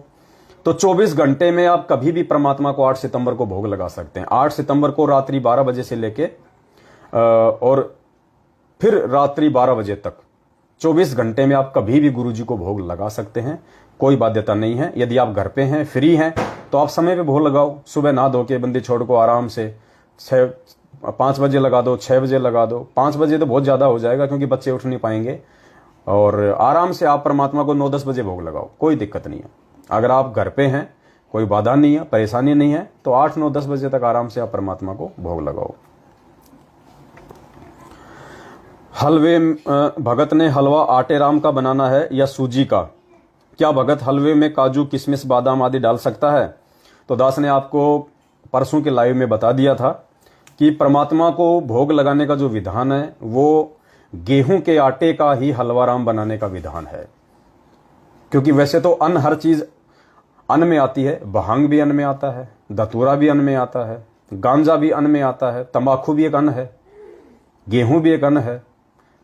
तो इसी प्रकार जो सूजी है वो भी एक अन्न से बनती है। लेकिन परमेश्वर को जो भोग लगाने का विधान है वो आटे का, गेहूं का आटा। आप कहेंगे गेहूं का आटा क्यों? क्योंकि पुण्यात्मा गेहूं का जो आटा है वो मुख्य अन्न में आता है। क्योंकि गेहूं जो है तीनों लोकों में खाया जाता है। गेहूं जो है तीनों लोकों में खाया जाता है, पूरे विश्व में खाया जाता है। गेहूं मुख्य अन्न में आता है, इसलिए हमने गेहूं के आटे के साथ ही परमात्मा को भोग लगाना है। सूजी का, बेसन का, या गेहूं सूजी को मिक्स कर दिया, गेहूं बेसन को मिक्स कर दिया, ये हमने बिल्कुल नहीं करना है। आज से पहले जिसने किया है तो वो एक छोटी सी अपनी गलती समझते हुए, नादानी में, नासमझी में गुरुदेव को दंडवत करके क्षमा याचना करे और आगे से केवल देसी घी के साथ और हलवे, जो हलवा राम बनाना है केवल गेहूं के आटे के साथ ही बनाना है। और हलवे में हमने किसी प्रकार का काजू, किशमिश, बादाम कुछ भी नहीं डालना। सिंपल, क्योंकि आश्रम में सिंपल ही बनता था। क्योंकि मन है पुण्यात्माओं, इसको ज्यादा जगह नहीं देनी, ये बकवादी है, इसको टेस्ट चाहिए। और वो भोग प्रसाद जो हम बना रहे हैं वो टेस्ट के लिए नहीं बना रहे, वो हम परमेश्वर को प्रसन्न करने के लिए बना रहे हैं। जो भक्ति विधान है उसको फॉलो कर रहे हैं हम। तो हमने मन को जगह नहीं देनी, काजू किशमिश वगैरह कुछ नहीं डालना उसमें। सिंपल गेहूं का आटा, देसी घी, चीनी या मिश्री जो भी आप यूज करना चाहें, जो भी उपलब्ध है आपके पास में, और जो भी उसमें पानी वगैरह डलता है, जो बनाने की जो भी प्रोसीजर है, केवल उस हिसाब से आपने हलवा राम को बनाना है। क्या भोग प्रसाद को आरती करते समय कपड़े से ढकना जरूरी है? बिल्कुल जरूरी है। क्यों जरूरी है? इसलिए जरूरी है कि उसमें कोई मिट्टी, धूल वगैरह, कोई मक्खी मच्छर वगैरह ना बैठे। और ऐसा कोई रीजन नहीं है ढकने का, केवल इसीलिए कि साफ सफाई रहे, मक्खी मच्छर वगैरह ना बैठे और एक शुद्धता के साथ में परमात्मा को भोग लगे। और लास्ट में जब है परमात्मा का जब शब्द गाएंगे भोग की आरती का लास्ट में, आज लग्या साहिब को भोग दीन के टुकड़े पानी का, कोई जगह पुरबला भाग, तो उस समय हमने वो कपड़ा जो है उसको वहां से हटा देना है। उस समय हमने कपड़ा हटा देना है और हमने परमात्मा को भोग लगाना है। परमात्मा को भोग लगाने के लिए नए बर्तन खरीदने हैं या घर के पुराने बर्तनों में भोग लगा सकते हैं, यह दास ने आपको पहले ही बता दिया है। यदि आप सक्षम हैं तो आप नए बर्तन ले आइए, यदि आप सक्षम नहीं हैं तो जो पुराने बर्तन हैं आप उनको अच्छे से साफ करके धो मांज के परमात्मा को घर पे भोग लगाइए। क्या हलवा राम के साथ किसी अन्य वस्तु, रोटी, सब्जी आदि का भोग लगा सकते हैं? बिल्कुल लगा सकते हैं भगत जी। हलवा राम के साथ में आप जी खीर राम बना लीजिए। खीर राम परमेश्वर को बहुत पसंद है, क्योंकि जब भी 3 दिन का समागम होता था आश्रम में तो तीसरे दिन परमात्मा का जो भोग पड़ता था उसमें परमात्मा खीर बनवाते थे। संडे को खीर परमेश्वर को बहुत पसंद है। तो आप, और खीर में पुण्यात्माओं कुछ नहीं डालना, वो शामक वगैरह और ये काजू, किशमिश, बादाम, इलायची, फिलायची, पुण्यात्माओं कुछ नहीं डालना, सिर्फ दूध, चावल और मीठा, बिल्कुल सिंपल जो आश्रम में बनती थी। आप सब्जी राम बनाइए, हलवा राम बनाइए, रोटी राम बनाइए, चाहे पूड़ी राम बनाइए, आप जो मर्जी बनाइए अपने घर में, जो शुद्ध है। बाहर की मिठाई लाके हमने परमात्मा को भोग बिल्कुल नहीं लगानी, ये गलती बिल्कुल मत कर देना। चाहे मार्केट में कितनी अच्छी दुकान क्यों ना हो, कितना शुद्ध देसी घी की क्यों ना बनाता हो, बिल्कुल कोई मिठाई आपने नहीं लानी है। यदि आप अपने घर पे मिठाई से परमात्मा को भोग लगाना चाहते हैं, आपकी इच्छा है, आप सक्षम हैं, आप अपने घर पे बनाइए मिठाई शुद्धता के साथ। कोई भी आप मिठाई बनाइए, केवल भोग के लिए, भंडारे के लिए मिठाई यूज नहीं करना बिल्कुल भी। ये परंपरा बन जाएगी, परमात्मा नाराज होंगे, फिर ध्यान रखना। भंडारे में साग, सब्जी, रोटी, हलवा राम और खीर राम, या जैसे दाल या चावल, केवल परमेश्वर को थोड़ा भोग लगाने के लिए आप अपने घर पे कुछ भी मिठाई वगैरह आप जी जो है वो बना सकते हैं। फिर वो प्रसाद के रूप में आप भक्तों को दे सकते हैं। और जो भंडारा बनेगा स्पेशली ध्यान रखना, देसी घी का ही बनना चाहिए। सब्जी भी, रोटी भी, सब देसी घी की, देसी घी से ही रोटी चुपड़ी होनी चाहिए। नहीं है तो कोई दिक्कत नहीं। सब्जी बना रहे हो तो तेल में सब्जी बनाई हुई, रिफाइंड में सब्जी बनाई हुई, डालडा में सब्जी बनाई हुई, ये पुण्यात्माओं परमात्मा को भोग नहीं लगेगा। सिर्फ देसी घी के भंडारे का ही भोग लगेगा परमात्मा को। हाँ, तेल में बनाई हुई सब्जी आप जी अन्नदेव की आरती कर सकते हैं। जो रोजाना हम अपने घर पे भंडारा बनाते हैं ना, तेल की सब्जी बनाते हैं रिफाइंड की, तो वो सब्जी को हमने परमात्मा को भोग नहीं लगाना, भोग की आरती में नहीं रखना। हम अन्नदेव की आरती कर सकते हैं, जो थाली में रख के करते हैं ना, एक छोटा सा टुकड़ा तोड़ के, आरती अन्नदेव तुम्हारी जैसे काया पले हमारी, ये वाला। तो अन्नदेव की आरती रिफाइंड में बने हुए भोजन के साथ में हम कर सकते हैं। लेकिन देसी घी का भंडारा बनेगा तो ही गुरुदेव को भोग लगेगा। परमात्मा को हमने रिफाइंड का या डालडा का भोग नहीं लगाना। रिफाइंड तो हमने डालडा तो हमने वैसे भी नहीं खाना, किसी भी भाई ने खाना ही नहीं है, परमात्मा का आदेश है। डालडे में ये लोग क्या करते हैं, जानवरों की चर्बी मिक्स कर देते हैं उसके अंदर चिपचिपा बनाने के लिए, उसको चिकना बनाने के लिए, चिकनाई के लिए। तो डालडा तो हमने ना अपने घर पे खाने के लिए यूज करना है, ना बाहर की कोई चीज हमने डालडा में बनी हुई खानी है, बिल्कुल भी। तो आप अगर हलवे राम के साथ में भंडारे का भी भोग लगाना चाहते हैं तो बहुत अच्छी बात है। भंडारा बनाओ परमात्मा का, बढ़िया भंडारा बनाओ, शुद्ध विचारों के साथ, शुद्ध खाने के साथ, शुद्ध सामग्री के साथ, देसी घी का। आप पुण्यात्माओं, आप अपने लिए भले, अगर आपकी स्थिति खराब है, आप अपने लिए भले चाहे वो तेल में सब्जी बना लो, लेकिन परमात्मा के लिए थोड़ी सी सब्जी देसी घी में बनाओ और वो भोग लगाओ मालिक को। भोग लगाने के बाद भोग प्रसाद को भंडारे के साथ मिक्स कर सकते हैं या अलग से भक्तों को देना है। देखो पुण्यात्माओं, कई बार क्या होता है कि भंडारा ज्यादा बन जाता है सात संगति सत्संग में, और हम जो गुरु जी को भोग लगा रहे हैं, भोग लगाने के बाद हम वो सारा भंडारे में मिक्स कर देते हैं। और भंडारा यदि बच गया तो फिर हम क्या करेंगे, उसको क्या करेंगे बताओ?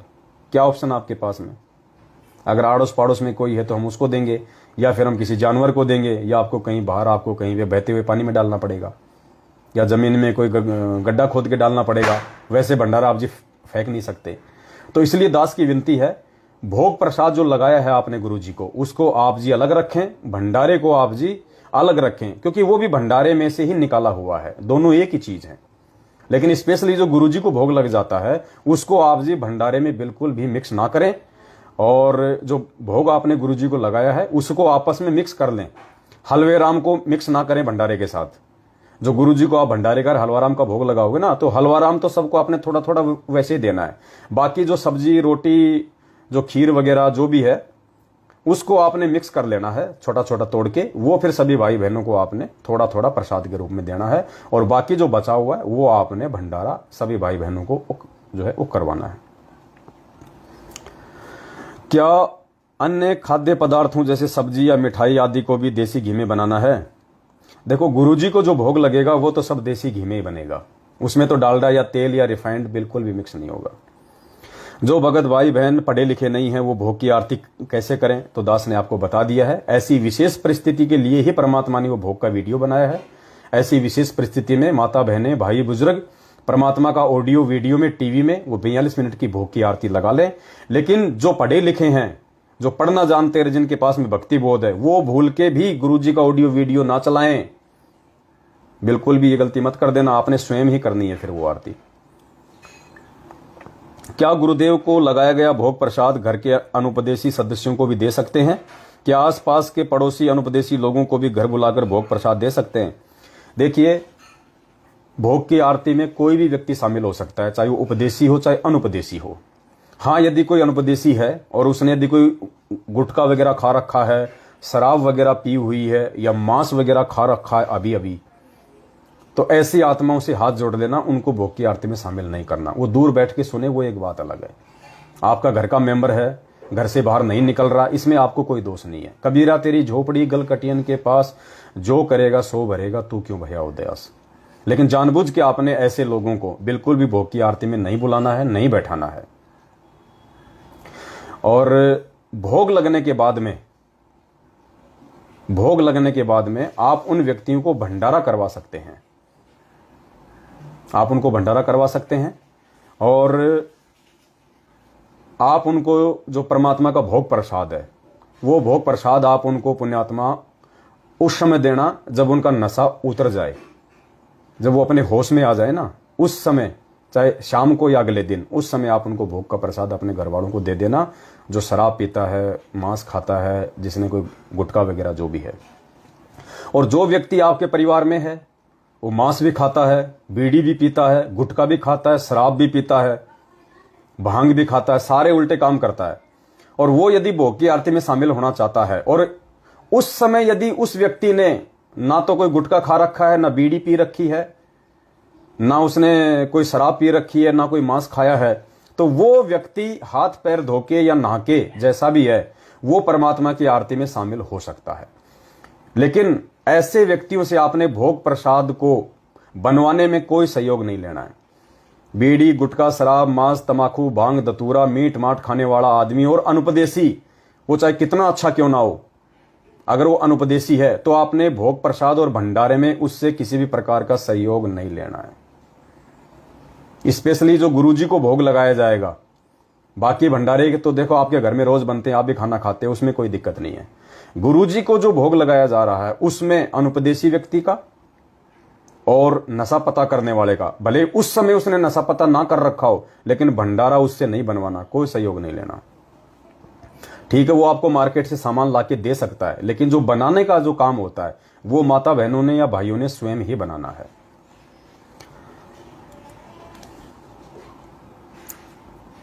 क्या आड़ोसी पाड़ोसी या अनुपदेशी व्यक्तियों को भोग की आरती के लिए घर पे बुला सकते हैं? क्या उनको भंडारा करवा सकते हैं? देखो पुण्यात्माओं, ऐसे बुलाने से किसी भी अनुपदेशी व्यक्ति को भोग लगाने के लिए उनको बुलाना, भंडारा करवाना ये जायज नहीं है, और ना इसका कोई निष्कर्ष निकलेगा। हम कोई पुण्य प्राप्ति के लिए ये काम नहीं कर रहे कि हमें ज्यादा पुण्य मिलेगा, जगत वालों को खिलाएंगे ज्यादा पुण्य मिलेगा, नहीं। अगर पुण्य प्राप्ति के हिसाब से यदि हम साथ संगति करते हैं या भंडारा या भोग लगाते हैं तो हम फेल हो जाएंगे। हमने केवल भगवान को प्रसन्न करना है भोग लगा के, भगवान को, जगत वालों को इस प्रकार से हमने बिल्कुल नहीं बुलाना है। ना गुरु जी का भोग के लिए कि आ जाओ जी हमारे घर पे भोग लग रहा है, भंडारा है, आ जाओ तुम, आ जाओ जी आज भंडारा हमारे घर पे। ऐसे आपने ना तो अपने आड़ोसी को बुलाना है, ना पड़ोसी को बुलाना, ना रिश्तेदार को, ना किसी यार दोस्त को। आपने अकेले ही अपने घर पे गुरु जी का भोग प्रसाद जो है वो लगाना है। यदि कोई पहले से आपके घर पे आया हुआ है, ऑलरेडी आपके घर पे, चाहे आपका रिश्तेदार हो, चाहे आड़ोसी हो, चाहे पड़ोसी हो, चाहे एक आदमी हो, चाहे 100 आदमी हो, ऑलरेडी आपके घर पे बैठे हुए हैं, और उस समय यदि आप गुरु जी को भोग लगा रहे हो, अगर उनमें कोई भोग की आरती में शामिल होना चाहता है तो बहुत अच्छी बात है। नहीं होना चाहता है तो आप गुरु जी को भोग लगा के वहां बैठे हुए व्यक्तियों को बुलाना नहीं है जबरदस्ती बाहर से किसी को। ऑलरेडी जो आपके घर पे है, जो बैठे हुए, उनको आप गुरु जी का भोग प्रसाद जो है वो भी आप उनको दे सकते हैं, और जो भंडारा है वो भी आप उनको जो है वो करवा सकते हैं। उसमें कोई दिक्कत, कोई दोष नहीं है। क्या गुरुदेव को लगाया गया भोग प्रसाद घर के अनुपदेशी सदस्यों को भी दे सकते हैं? क्या आसपास के पड़ोस के अनुपदेशी लोगों को भी घर बुलाकर भोग प्रसाद दे सकते हैं? तो आपको ये बता दिया। क्या आड़ोस पड़ोस के लोगों को घर बुलाकर भंडारा करवा सकते हैं? जबरदस्ती घर पे बुला के भंडारा नहीं करवाना है। हम ये भंडारे कोई पुण्य प्राप्ति के लिए नहीं कर रहे हैं। आज सात संगतियां रखवाना, गुरुजी को भोग लगाना, फिर वहां पे भंडारे करवाना, हमारा मकसद केवल कोई पुण्य प्राप्ति के लिए नहीं है। अगर कोई सत्सेवक भाई बहन ये सोचता है कि मेरे को ज्यादा पुण्य मिलेगा, मेरे घर पे सात संगति भंडारा होगा, उसकी छोटी सोच है। हमारा एक विशेष मकसद है ये भंडारे रखवाने का, सात संगतियां करने का, मतलब संगत को जागृत करना, भाई बहनों को इस बहाने भाई बहनों को सच्चाई से परिचित करवाना, परमात्मा के भक्ति विधान से परिचित करवाना, ताकि उनकी मर्यादा ना टूटे। हमारा एक विशेष मकसद है। अन्यथा गुरुजी के आने के बाद में हम इस प्रकार से कुछ भी नहीं करने वाले। फिर आगे परमेश्वर जो रजा बख्शेंगे, जो आदेश देंगे, उसी हिसाब से हमने काम करना है। क्या आड़ोस पड़ोस के लोगों को अपने घर पर सत्संग सुनने के लिए आमंत्रित कर सकते हैं? बिल्कुल पुण्यात्माओं, आप किसी भी आड़ोसी पड़ोसी को, रिश्तेदारों को, गांव वालों को चाहे रोज आमंत्रित करो अपने घर पे सत्संग के लिए, लेकिन 8 सितंबर को आपने किसी को आमंत्रित नहीं करना है। उस दिन आपने खुद ही अपने घर पे सत्संग सुनना है और गुरुजी को भोग लगाना है। 8 सितंबर के दिन स्पेशली आपने किसी को नहीं बुलाना है। अगर ऐसा होता तो हम सात संगतियां रखवा देते हम जगह जगह। हाँ, आप 9 सितंबर को बुलाओ अपने घर पे उनको, आप 9 सितंबर को बुलाओ, 10 सितंबर को बुलाओ, 7 सितंबर को बुलाओ, सत्संग सुनाओ, आए हुए को भंडारा कराओ, कोई दिक्कत नहीं है। लेकिन 8 सितंबर को केवल हम सब भाई बहनों ने मिलकर ही परमात्मा को घर पे भोग लगाना है। अगर भगत के घर में बहुत ज्यादा विरोध है तो क्या वह दूसरे भगत के घर पर जाकर प्रगट दिवस मना सकता है? देखो पुण्यात्माओं, कोशिश करनी है 99% तो हमने पैर रोप देने हैं। क्योंकि यदि आज भी हम हिम्मत नहीं करेंगे तो कौन से दिन हिम्मत करेंगे। और अगर आज हिम्मत नहीं करी तो परमात्मा भी फिर साथ देना बंद कर देगा। भले ही आपको मार पड़े, आपको गाली पड़े, आपको विरोध सहन करना पड़े। यदि आपके घर में आपकी पत्नी, आपका पति, आपके माता पिता, सास ससुर, भाई बंधु अगर आपके विरोध में हैं, आप अकेले उपदेशी हैं और वो आपको बहुत ज्यादा विरोध करते हैं, आपको आरती भी ढंग से नहीं करने देते, आपको भोग भी नहीं लगाने देते, आप 8 सितंबर से पहले गुरु जी को प्रार्थना लगाना शुरू कर दो, हृदय से की है बंदी छोड़, दया बख्शो परमात्मा, इस नीच में भी परमात्मा मेहर बख्शो कि आपका भोग इस घर में लगे मालिक। इन काल प्रेरित प्राणियों के कानों में भी परमात्मा आपके वचन जाएं, इनके भी संस्कार बदलें। ये आपका लगा हुआ भोग खाएंगे परमात्मा, इनके भी संस्कार बनेंगे। पुण्यात्मा अगर मन में अगर दृढ़ इच्छा होगी ना इस बात की, यकीन मानना आपका विरोध नहीं कर पाएंगे वो लोग। परमात्मा ऐसी प्रेरणा कर देगा उन आत्माओं में, वो आपका विरोध नहीं करेंगे, क्योंकि रिमोट तो गुरुजी के हाथ में है ना। अब गुरुजी रिमोट उस समय हिलाएंगे जब भगत के अंदर से सत इच्छा होगी।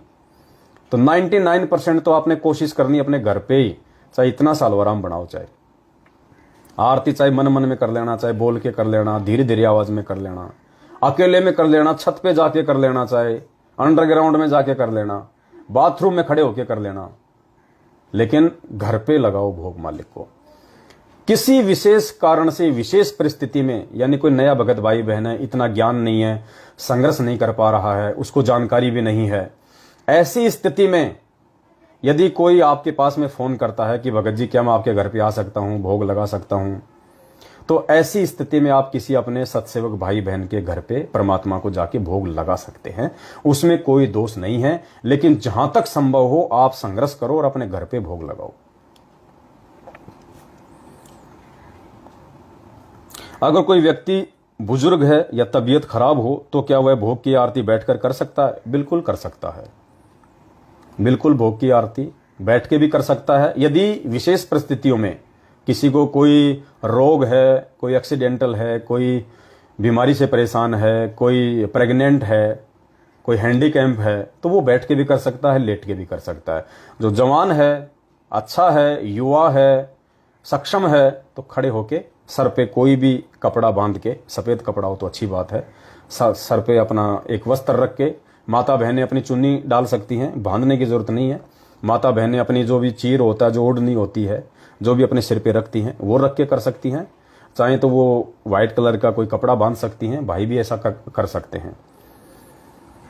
क्योंकि आप देखते हैं जब गुरुजी आश्रम में भोग लगाते थे तो उस समय परमात्मा सफेद कपड़ा बांध के लगाते हैं, एक सम्मान का सूचक है ये। तो अब तो हमने भगवान को पहचान लिया, तो भोग की हम तो तीनों समय की आरती में भी परमात्मा को सफेद कपड़ा अपने सिर पे रख के आरती करते हैं, क्योंकि सामने भगवान है भाई, और भगवान के सामने नंगे सिर अच्छा नहीं लगता। सामने कोई जेठ आ जाए, किसी का ससुर आ जाए, वो नंगे सिर रहती है? नहीं रहती ना। जब एक 2 कोड़ी के प्राणी का तुम इतना सम्मान करते हो तो भगवान का सम्मान नहीं करोगे? कॉमन सेंस की बात है। क्या भोग की आरती के बाद विनती का अंग कर सकते हैं? बहुत अच्छी बात है, सबने करना है, सबने करना चाहिए। हम विनती करते जी गुरु जी थारे आगे, साहिब थारे आगे। भोग की आरती के बाद में सभी भाई बहन विनती करें, जरूर करें। बहुत अच्छी बात है, बहुत अच्छा पॉइंट याद दिलाया भाई ने। भोग की आरती सभी भाई बहनों ने करनी है, कोई दिक्कत नहीं है। और भोग की आरती के बाद में एक आरती और आती है, मारे हुआ पाठ पर कास बधाई मैं बांटूंगी, वो भी कर सकते हैं। क्योंकि पुण्यात्माओं अब हमें समझ में आ गया कि असली पाठ क्या है। ये इस पे नीचे लिखा हुआ है, नीचे की लाइन में मूल्य नित्य नियम पाठ। गुरुजी ने क्या लिखा है देखिए, नीचे मूल्य में क्या लिखा है? नित्य नियम पाठ। हम भक्तों को जब ये पता चल गया कि धरती पे असली भगवान कौन है, तो उसके बाद पुण्यात्माओं हम भक्तों के लिए सबसे बड़ा पाठ ये भक्ति बोध है। तो हम तो इस पाठ को लेके आरती करेंगे, उस पाठ प्रकाश के लिए आरती नहीं कर रहे हम। हमारा पाठ प्रकाश ये है, ये पाठ करने से हमारी आत्मा में जो प्रकाश आएगा, हम तो वो पाठ प्रकाश करेंगे। तो शुरू में थोड़ा सा ध्यान रखना, मैनेजमेंट वालों की पुस्तकों में लिखा हुआ है कि मारे आए गरीबदास, मारे आए स्वामी रामदेवानंद, वो नहीं बोलना हमने केवल 2 ही शब्द बोलने हैं, मारे हुआ पाठ पर कास बधाई मैं बांटूंगी, ये मारे आए साहिब कबीर बधाई मैं बांटूंगी।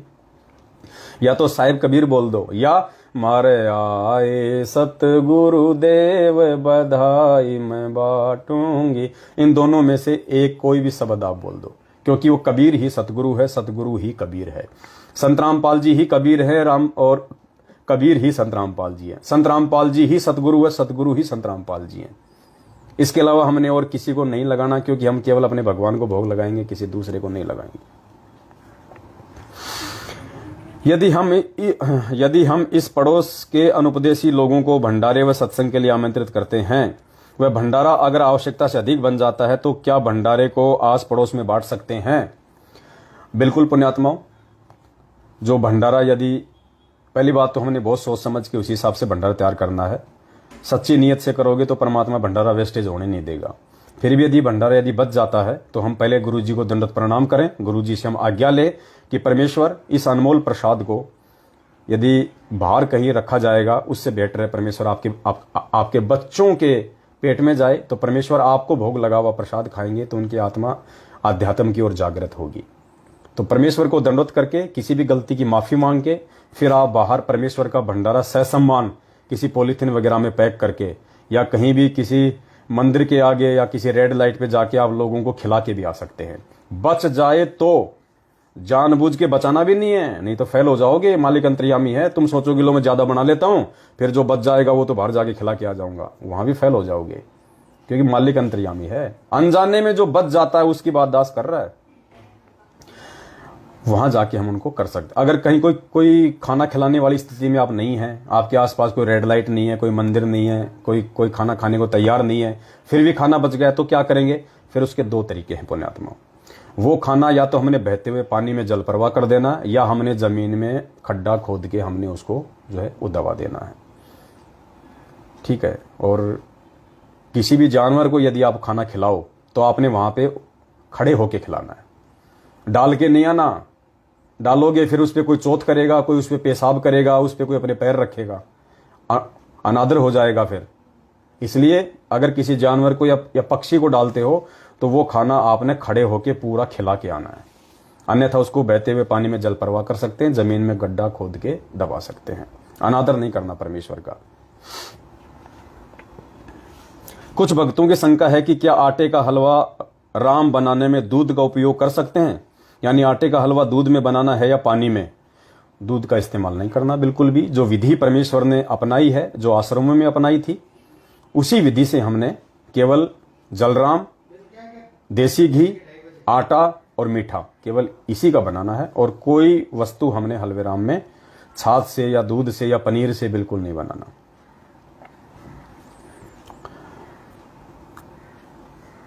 क्या सभी भाई बहन भोग लगाते समय लाइव आ सकते हैं? ये बहुत अच्छी बात याद दिलाई भाई ने।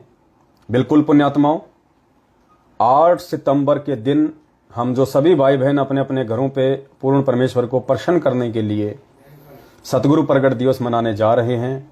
जो भाई जिस भी समय गुरु जी का प्रगट दिवस मनावे, भोग लगावे, सभी से हाथ जोड़ के विनती है, यदि आप फेसबुक चलाना जानते हैं तो सभी भाई बहन लाइव आए, भोग की आरती लाइव चलाओ सभी भाई बहन अपने अपने घर पे। पुण्यात्माओं, हजारों लाखों जब भोग की आरती लाइव चलेगी, और एक चीज और ध्यान रखना, जब आप गुरुजी को भोग लगाओ, आप भोग की आरती आप करो, तो एक व्यक्ति के हाथ में आप मोबाइल देके खड़ा कर देना। कई भाई क्या करते हैं, मोबाइल को एक जगह जो है वो फिक्स कर देते हैं, उसमें खाली भगत ही भगत दिखाई देते हैं और कोई दिखाई नहीं देता। हम गुरुजी को भोग लगा रहे हैं, भगतों को थोड़ी भोग लगा रहे हैं। हमने अपने आप को ज्यादा दिखाना जरूरी नहीं है, गुरुजी को ज्यादा शो करना जरूरी है। तो जब आप भोग लगावें, परिवार के किसी भी समझदार व्यक्ति को लाइव अपनी फेसबुक आईडी से लाइव चला के मोबाइल उसके हाथ में दे दे। ज्यादा ध्यान वो गुरुजी की तरफ दिखाएगा, बीच बीच में थोड़ा थोड़ा हम भक्तों की तरफ दिखाएगा, ताकि देखने वाले को ये लगे कि यार एक तरफ तो लोग इन फर्जी आश्रमों में जा जाके देखो नीचे बैठे हुए हैं, ना सिर पे कोई कपड़ा है, गुरुजी का वीडियो लगा रखा है, भक्ति बोध होने के बाद भी, इतना ज्ञान देने के बाद भी। और एक तरफ देखो किस प्रकार से ये लोग अपने घर पे भगवान को मान के, परमात्मा को पहचान के कि मौकों कहाँ ढूंढे रे बंदे, मैं तो तेरे पास में, ना तीर्थ में ना मूर्त में ना एकांत निवास में। भगवान कोई जानवर थोड़ी है जो मैनेजमेंट ने आश्रम में बांध लिया या इन पंडितों ने उनको मंदिरों में बांध लिया, वहां जाएंगे तो ही मिलेगा। भगवान तो सर्वत्र है, कण कण में व्यापक है। पुण्यात्माओं, हम जो प्रथम नाम दीक्षा लेते हैं गुरुजी से, और हमें जो नियम मिलते हैं उन नियमों को पढ़ो, उनमें क्या लिखा है गुरुजी ने कि भगवान तो सर्वत्र है, वो कण कण में है। तो जब आपको ज्ञान हो जाएगा और विश्वास हो जाएगा तो आप भगवान को कहीं नहीं ढूंढोगे। हाँ, यदि गुरुजी किसी आश्रम में हैं तो हम उस आश्रम में जाएंगे, वहां गुरुजी को सामने परमात्मा को सिंहासन पे बैठा के भोग लगाएंगे। क्योंकि आज गुरुजी जेल में है शारीरिक रूप से, इसलिए हमने परमात्मा को अपने शब्द रूप में घर पे मान के, अपने पास में मान के गुरुजी को हमने भोग लगाना है। ये गलती बिल्कुल भी नहीं करनी हमने। परमात्मा को अपने से दूर नहीं समझना। परमात्मा शब्द रूप में हम सब आत्माओं के साथ में, वो सक्षम है, जब चाहे वो कोई भी रूप, कोई भी शरीर धारण कर सकता अपनी आत्मा के लिए। तो सब भाई बहनों ने इसी प्रकार से किसी समझदार व्यक्ति को मोबाइल देके और फिर भोग की पूरी आरती, और फिर उस आरती को फेसबुक के ऊपर डालनी है। एक चीज और विशेष ध्यान रखना, जब आप भोग की आरती चलाओ तो ऊपर आपने मैसेज जरूर लिखना है। ये गलती मत कर देना, डायरेक्ट मत चला देना। जब आप लाइव चलाओगे तो वहां पे ऑप्शन आता है कुछ लिखने का, तो आपने क्या लिखना है, सत साहिब आज 8 सितंबर को घर घर में सतगुरु रामपाल जी भगवान को भोग लगा। अपना नाम मत लिखना, अपना गांव मत लिखना, अपना पता मत लिखना। सिर्फ हाँ, आप चाहो तो आप लिख भी सकते हो, लेकिन ऊपर ये लिखना, सत साहिब आज 8 सितंबर को घर पर ही शब्द रूप में प्रकट सतगुरु रामपाल जी भगवान को हलवे राम के साथ में भोग लगा। क्या लिखना है, सत साहिब आज 8 सितंबर को घर पर ही शब्द रूप में प्रकट सतगुरु रामपाल जी भगवान को हलवे राम का भोग लगा। और नीचे फिर आप अपना नाम गांव पता भी डाल सकते हैं, अपना मोबाइल नंबर भी डाल दो, कोई दिक्कत नहीं है। तो ये आपने विशेष तौर से ध्यान रखना है,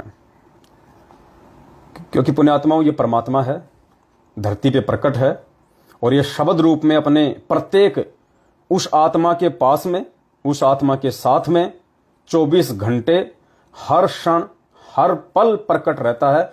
जो आत्मा मर्यादा में रह के गुरु को शब्द रूप में मान लेती है, गुरु को परमात्मा मान लेती है, अंतर्यामी मान लेती है, हाड़ मांस से दूर मान लेती है। क्योंकि पुण्यात्माओं फोटो हम केवल इसलिए सामने रखते हैं कि फोटो को देखेंगे तो गुरुजी की याद आएगी, वरना फोटो का और कोई महत्व नहीं है। हमारे हृदय में परमात्मा है, उस परमात्मा की फोटो हमने हृदय में सेट करनी है। शब्द रूप में परमात्मा को अपने साथ में समझना है। और गुरुजी ने तो स्पष्ट कह रखा है सत्संगों में कि जो इस शरीर को सतगुरु कहता है, गुरुजी अपनी तरफ इशारा करके यूं पकड़ के कि जो मुझ इस रामपाल दास की इस बॉडी को, इस शरीर को जो सतगुरु समझ रहा है, तो शरीर क्या मतलब, ये पहचान भी आ गई, ये चेहरा भी आ गया, फोटो भी आ गई कि वो तो बालक है, अभी बालक है, वो तो अभी बालक है, उसको ज्ञान नहीं है। जो फोटो को ही गुरुजी मान रहा है, इस शकल और सूरत को ही जो गुरुजी मान रहा है, इस शकल और सूरत के अंदर एक और शकल सूरत है, एक और पावर है, वो एक और जो है वो शब्द है, जो कोई भी रूप बना सकता है, कोई भी शकल बना सकता है। हमने वो शब्द रूप को पकड़ना है। शब्द यानी गुरुजी का वचन, गुरुजी का आदेश, वो है हमारा असली गुरु। भाई जो गुरु वचन पे डट गए कट गए फंद 84 के। तो जो व्यक्ति केवल अभी एक फोटो को ही, सतगुरु रामपाल जी भगवान की फोटो को ही यदि वो गुरुजी मान रहे हैं, तो परमात्मा कहते हैं वो नादान है, अभी बालक है, उनको ज्ञान नहीं, अभी समय लगेगा समझने में। इसका मतलब ये भी नहीं कि हम गुरुजी की फोटो रखना छोड़ दें या गुरुजी की फोटो के आगे आरती करना, भोग लगाना छोड़ दें, नहीं, ये तो आजीवन करना है। लेकिन फोटो में गुरुजी नहीं समझना। अगर कोई गुरुजी की फोटो को गाली दे रहा है और हमारे मन में अगर कोई गुस्सा या क्रोध आ रहा है, पुण्यात्माओं हम कमजोर है, अभी हम बच्चे हैं फिर अध्यात्म में। आपने परमात्मा को फोटो में समझ रखा है, शब्द रूप में नहीं समझ रखा। अरे गाली लगती है 5 तत्व के इंसान को, चोट लगती है 5 तत्व के इंसान को, गुस्सा आता है 5 तत्व के इंसान को। जो शब्द है, आपने यदि गुरुजी को आपने शब्द रूप में मान लिया, तो शब्द को कौन गाली दे देगा? शब्द को कहां से गाली लगेगी? शब्द को कौन चोट मार देगा? तो इसलिए परमात्मा कहते हैं कि जो व्यक्ति इस बॉडी को ही सतगुरु मान रहा है, मुझ रामपाल को, कहते हैं वो तो अभी बालक है, बालक है। सुनिए परमेश्वर का ये अनमोल सत्संग। इसके बारे में गरीबदास जी कहते हैं, देही को सतगुरु कहे, ये सब धुंधर ज्ञाने, चार दाग आता नहीं वाको सतगुरु जाने। इस शरीर की, इस बॉडी को सतगुरु जो मान रहे हैं वो तो अभी बालक है। इसके अंदर जो और शरीर युक्त वो सतगुरु है। वो मरता नहीं कभी। चार प्रकार के दाग हैं। अंतिम संस्कार 4 प्रकार से किया जा रहा अपने यहाँ पर। एक तो दफना देते हैं, मिट्टी में गाड़ देते हैं ईसाई और मुसलमान भाई, और हिंदू और सिख संस्कार कर देते हैं। कुछ ऐसे हैं जो जल प्रवाह कर देते हैं उसको, मच्छी कीड़े मकोड़े खाकर उसके शरीर को दबा देंगे। और कुछ क्या करते हैं, एक मचान बना देते हैं ऊंचा, उस पशुओं को उस पर डाल देते हैं, पशु पक्षी ऊपर के पक्षी आदि खा लेते हैं। तो 4 प्रकार से अंतिम संस्कार यानी दाग दिया जाता है। तो परमात्मा कहते हैं, गरीबदास साहब जी कहते हैं, इस देही को सतगुरु कहे, ये सब धुंधर ज्ञान और 4 दाग आता नहीं वाको सतगुरु जान। तो यहाँ क्या बता रहे हैं कि परमात्मा जब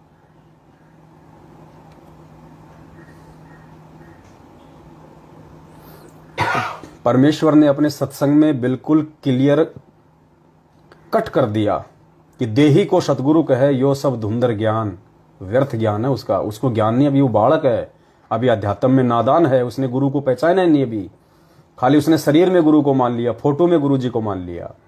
फोटो तो केवल एक भाव पैदा करती है, आपको याद दिलाएगी। बाकी तो गुरु जी ने कह दिया कि देही को सतगुरु कहे, यो सब धुंधर ज्ञान। जो इस बॉडी को सतगुरु मान रहे हैं वो तो अभी बालक है, बालक है। वो तो परमात्मा है।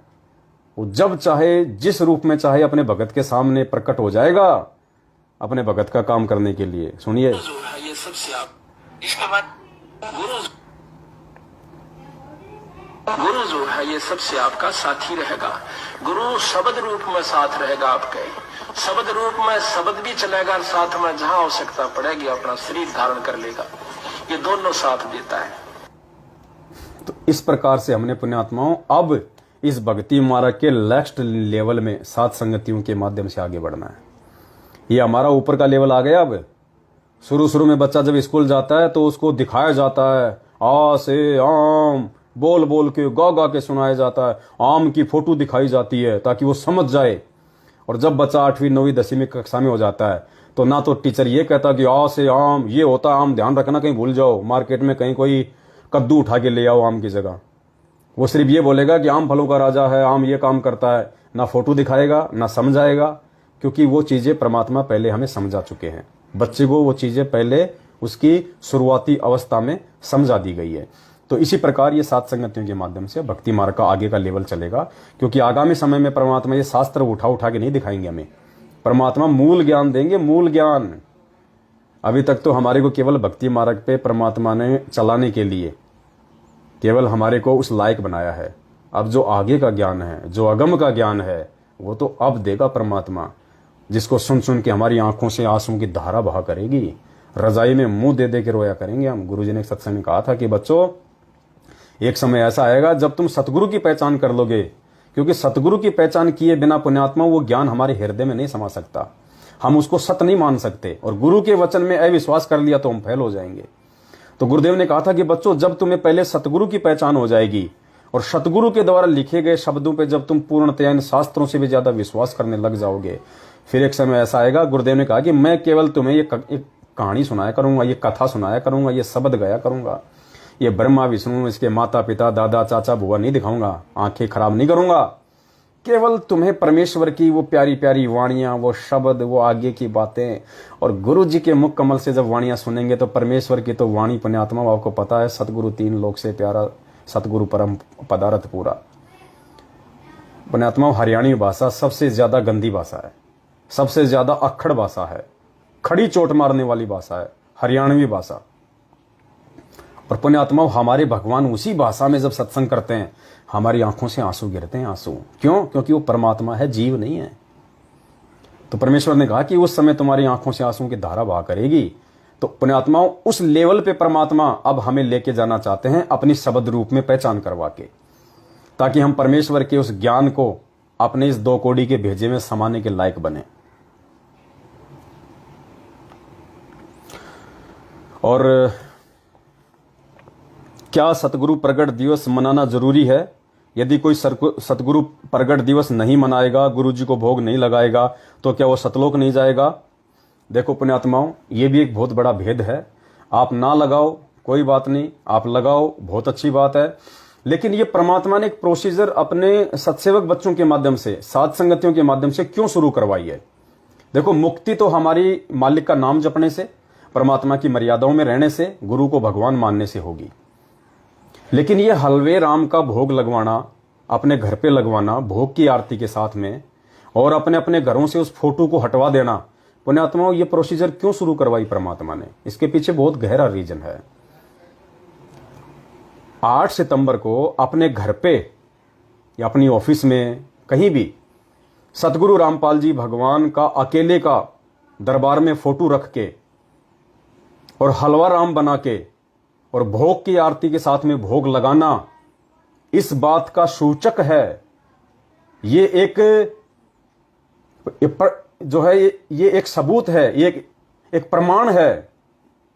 वो परमेश्वर जो अंतर्यामी है, सब कुछ जानने वाला है, वो आपको छांट लेगा, वो आपकी एक अलग पहचान कर लेगा कि ये आत्मा मुझे परमेश्वर के रूप में जान चुकी है, पहचान चुकी है।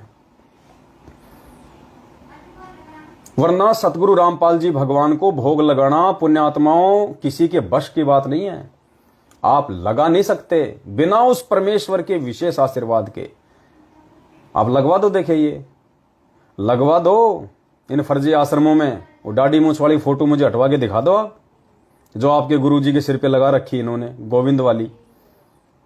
लगवा दो इनसे अपने घर में गुरुजी को हलवा राम का भोग, मनवा दो आप इनसे सतगुरु प्रगट दिवस। नहीं मनाएंगे, मर जाएंगे, ये नहीं मनाएंगे। क्यों नहीं मनाएंगे? क्योंकि अभी उनका लेवल बहुत नीचे का है, जो कभी नाम दीक्षा लेते समय आप और हमारा हुआ करता था।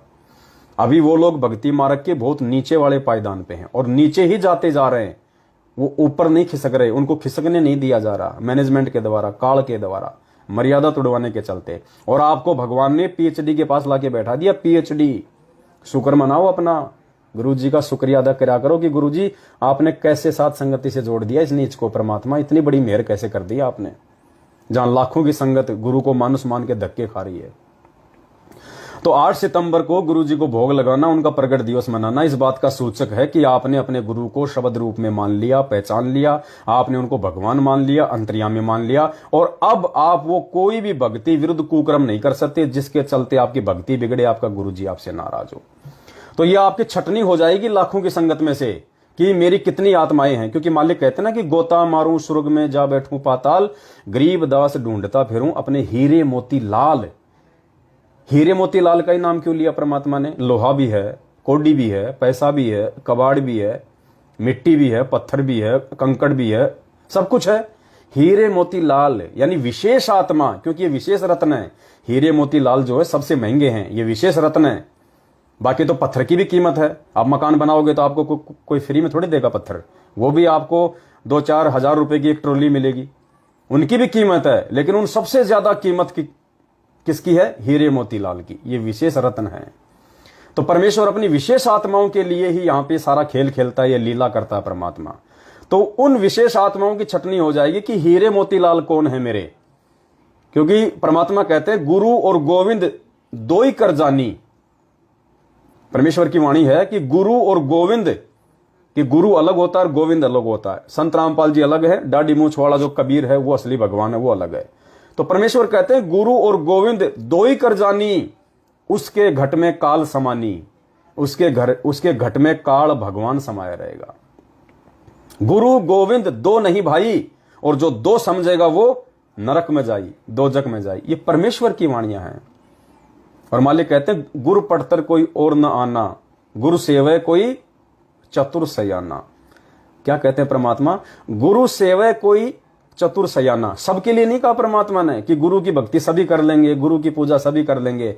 गुरु सेवय, सेवय यानी पूजा करना, भक्ति करना गुरु की।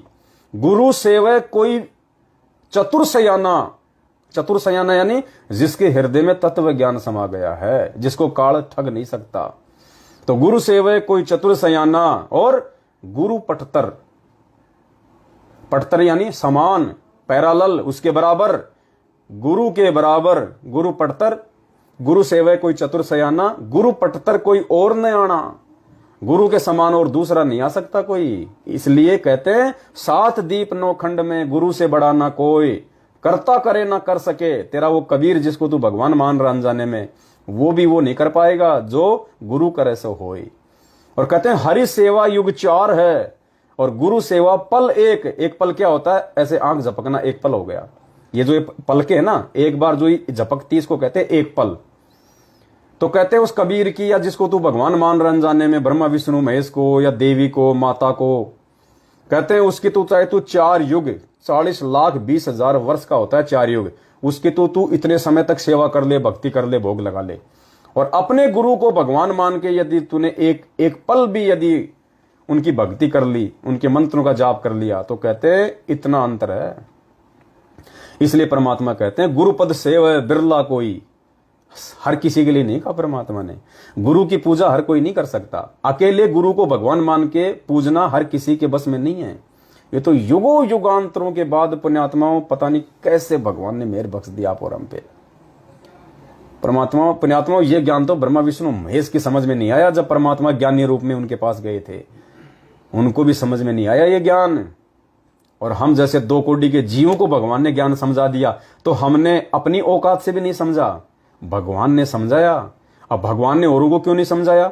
अपनी संगत में औरों को क्यों नहीं समझाया? हम साथ संगत वालों को क्यों समझाया? क्योंकि आप हीरे मोतीलाल हैं, अब की बार लेके जाना, भगवान ने छोड़ के नहीं जाना। इसलिए गुरुजी कहते हैं भक्ति चाहे कम कर लेना, थोड़ी हो जाए, कोई दिक्कत नहीं है, लेकिन मर्यादा, चाहे गर्दन कटानी पड़ जाए लेकिन मर्यादा नहीं तोड़नी गुरुजी की। चाहे औरत घर से भगे तो भागने दे, उसको बोल तू कल जा रही, अभी निकल फटाफट, कोई दिक्कत नहीं मुझे, प्यार से, प्रेम से, लड़ाई झगड़े से नहीं, अभी निकल जा, कल की निकलती अभी निकल। अगर आपकी पत्नी नहीं मानती है तो बोल दो भाई कल की निकलती अभी निकल। माँ बाप नहीं मान रहे तो माँ बाप को घर से नहीं निकालना कि तू कल का निकलता अभी निकल, नहीं, आपने उस घर से निकल जाना है। पहले तो संघर्ष करो उस घर में भक्ति करने की, फिर भी नहीं बन पाती है, छोड़ दो उस घर को। पुण्यात्माओं, लाखों काम धंधे दुनिया में, आजकल 10-15 हजार तो कहीं भी मिल जाते हैं। 2-3 हजार का एक छोटा सा रूम मिल जाएगा, बढ़िया खाओ और बढ़िया कमाओ और माल्य की बढ़िया से अपनी जो है वो भक्ति करो। तो चाहे गर्दन कट जाए लेकिन मर्यादा नहीं तोड़नी पुण्यात्माओं। अगर मर्यादा तोड़ दी तो पुण्यात्मा चाहे कितने अलवेराम के भोग लगा लेना, कितना गुरु जी को परमात्मा मान लेना, परमात्मा निर्मोही है। परम शक्ति संगीतम रिद्धि सिद्धि दाता सोही, अविगत गुण है अतीतम सत्य पुरुष निर्मोही। ये किसी का सगा नहीं है, फिर ये किसी का सगा नहीं है, चाहे कितने आंसू बहा लेना उसके बाद में। तो इस प्रकार से पुण्यात्माओं, हमने भक्ति मार्ग में अब आगे बढ़ना है, आगे हमने चलना है, और इस प्रकार से हमने परमात्मा को भोग लगाना है। वरना भोग लगाना कोई आवश्यक नहीं है, लेकिन परमात्मा आज वर्तमान में चेक करेगा कि कितने हैं मेरे जो मुझे पहचान पाए हैं। क्योंकि भोग तो भगवान को लगता है ना, भोग तो भगवान को लगता है। तो पहले कोई भगवान पहचानेगा तभी तो भोग लगाएगा।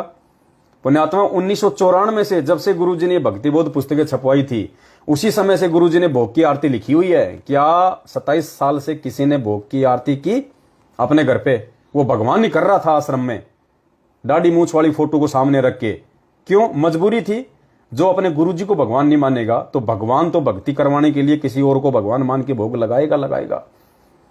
गुरुजी ने देखा कि ये गधे इतना ज्ञान लेने के बाद मुझे भगवान नहीं मान रहे, तो मैं तो कम से कम किसी और को भगवान मान के कम से कम इनकी भक्ति तो बनवाऊं। और जिस दिन आत्मा अपने गुरुजी को पहचान लेगी कि गुरु बड़े हैं गोविंद से, और मन में देख विचार हरि सुमरे सो वारी है, गुरु सुमरे होए पार, उस दिन वो दाढ़ी मूछ वाले को हटा देगा अपने घर से, रामकृष्ण को हटा देगा।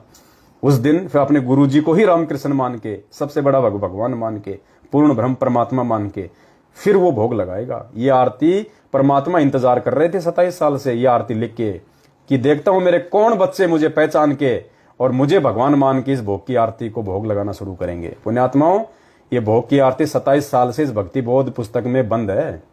ये तरस रही थी आरती कि कब मुझे यूज में लेंगे, कब मुझे यूज में लेंगे उस परमात्मा के चरणों में, कब मुझे सौभाग्य मिलेगा। ये शब्द जो है ये तरस रहे थे कि हमें कब वो परम सौभाग्य प्राप्त होगा जब कोई आत्मा उस भगवान को पहचान के और इन शब्दों के माध्यम से उसका गुणगान करेंगी। तो पुण्यात्माओं, आप हैं वो साध संगत से जुड़े हुए भाई बहन हीरे मोती लाल, जो इस पुस्तक के भी भाग खुल गए, जो आपने भगवान को पहचान के और भोग की आरती करनी शुरू कर दी। नहीं 27 साल हो गई, किसी भी भगत ने गुरु जी को भगवान मान के भोग की आरती के साथ भोग नहीं लगाया, केवल गुरु जी ही आरती करते रहे। तो इसलिए भोग की आरती जरूरी है, कंपलसरी है। और पुण्यात्माओं, भाड़ बाका नहीं हो सकता, भगवान साथ में है अगर मर्यादा में रहेंगे तो। डॉक्टर भी यही कहता कि भाई गोली दवाई अगर 1-2 टाइम नहीं खा सके, भूल जाए, कोई दिक्कत नहीं, लेकिन परहेज मत तोड़ देना। जो नियम बता दिए, खट्टा नहीं खाना, मीठा नहीं खाना, अगर वो नियम तोड़ दिए, फिर चाहे तू 24 घंटे दवाई खाता रहे, कोई फायदा नहीं होगा। तो यही बात गुरुजी कहते हैं कि बच्चों, मेरा वचन मत तोड़ देना, मेरा नियम मत तोड़ देना। भक्ति की किसी कारण से अगर थोड़ी बन जाए कोई दिक्कत नहीं है, लेकिन नियम मत तोड़ना। और सबसे बड़े नियम क्या है? गुरुजी को भगवान मानना, गुरुजी को अपने हृदय में मानना। मोकू कहाँ ढूंढे रे बंदे, मैं तो तेरे पास में। और मालिक कहते हैं, दिल अंदर दीदार दर्शन, बाहर अंत ना जाइए।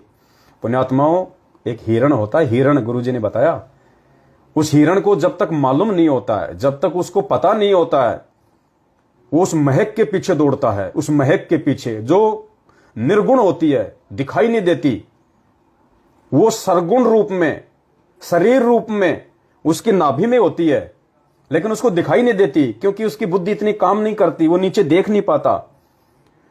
वो सरगुण कस्तूरी जिसकी महक से वो पागल हुआ जा रहा था, भटक रहा था, उसको ढूंढता फिर रहा था, वो उसकी नाभि में थी, साकार रूप में थी, लेकिन वो उसको निराकार मान के उसकी खोज में भटक रहा था, इधर उधर इधर उधर। और किसी व्यक्ति ने उसकी गर्दन पकड़ के नीचे कर दी और दिखाया कि देख ये री साकार रूप में, जिसको तू निराकार मान रहा है, जिसको तू बाहर ढूंढ रहा है, वो देख तेरे अंदर, तेरी नाभि में है। फिर वो गुरुजी कहते हैं, वो हिरण क्या करता है, फिर वो उसको मालूम पड़ेगा कि ये तो यहीं से आ रही है, फिर वो श्वासों सांस, श्वासों सांस, श्वासों सांस, फिर वो नहीं भटकता, बैठ जाएगा एक जगह, मदहोश हो जाएगा, भले खाना नहीं खाएगा, नींद भी नहीं लेगा, लेकिन बस मस्त हो जाएगा फिर वो।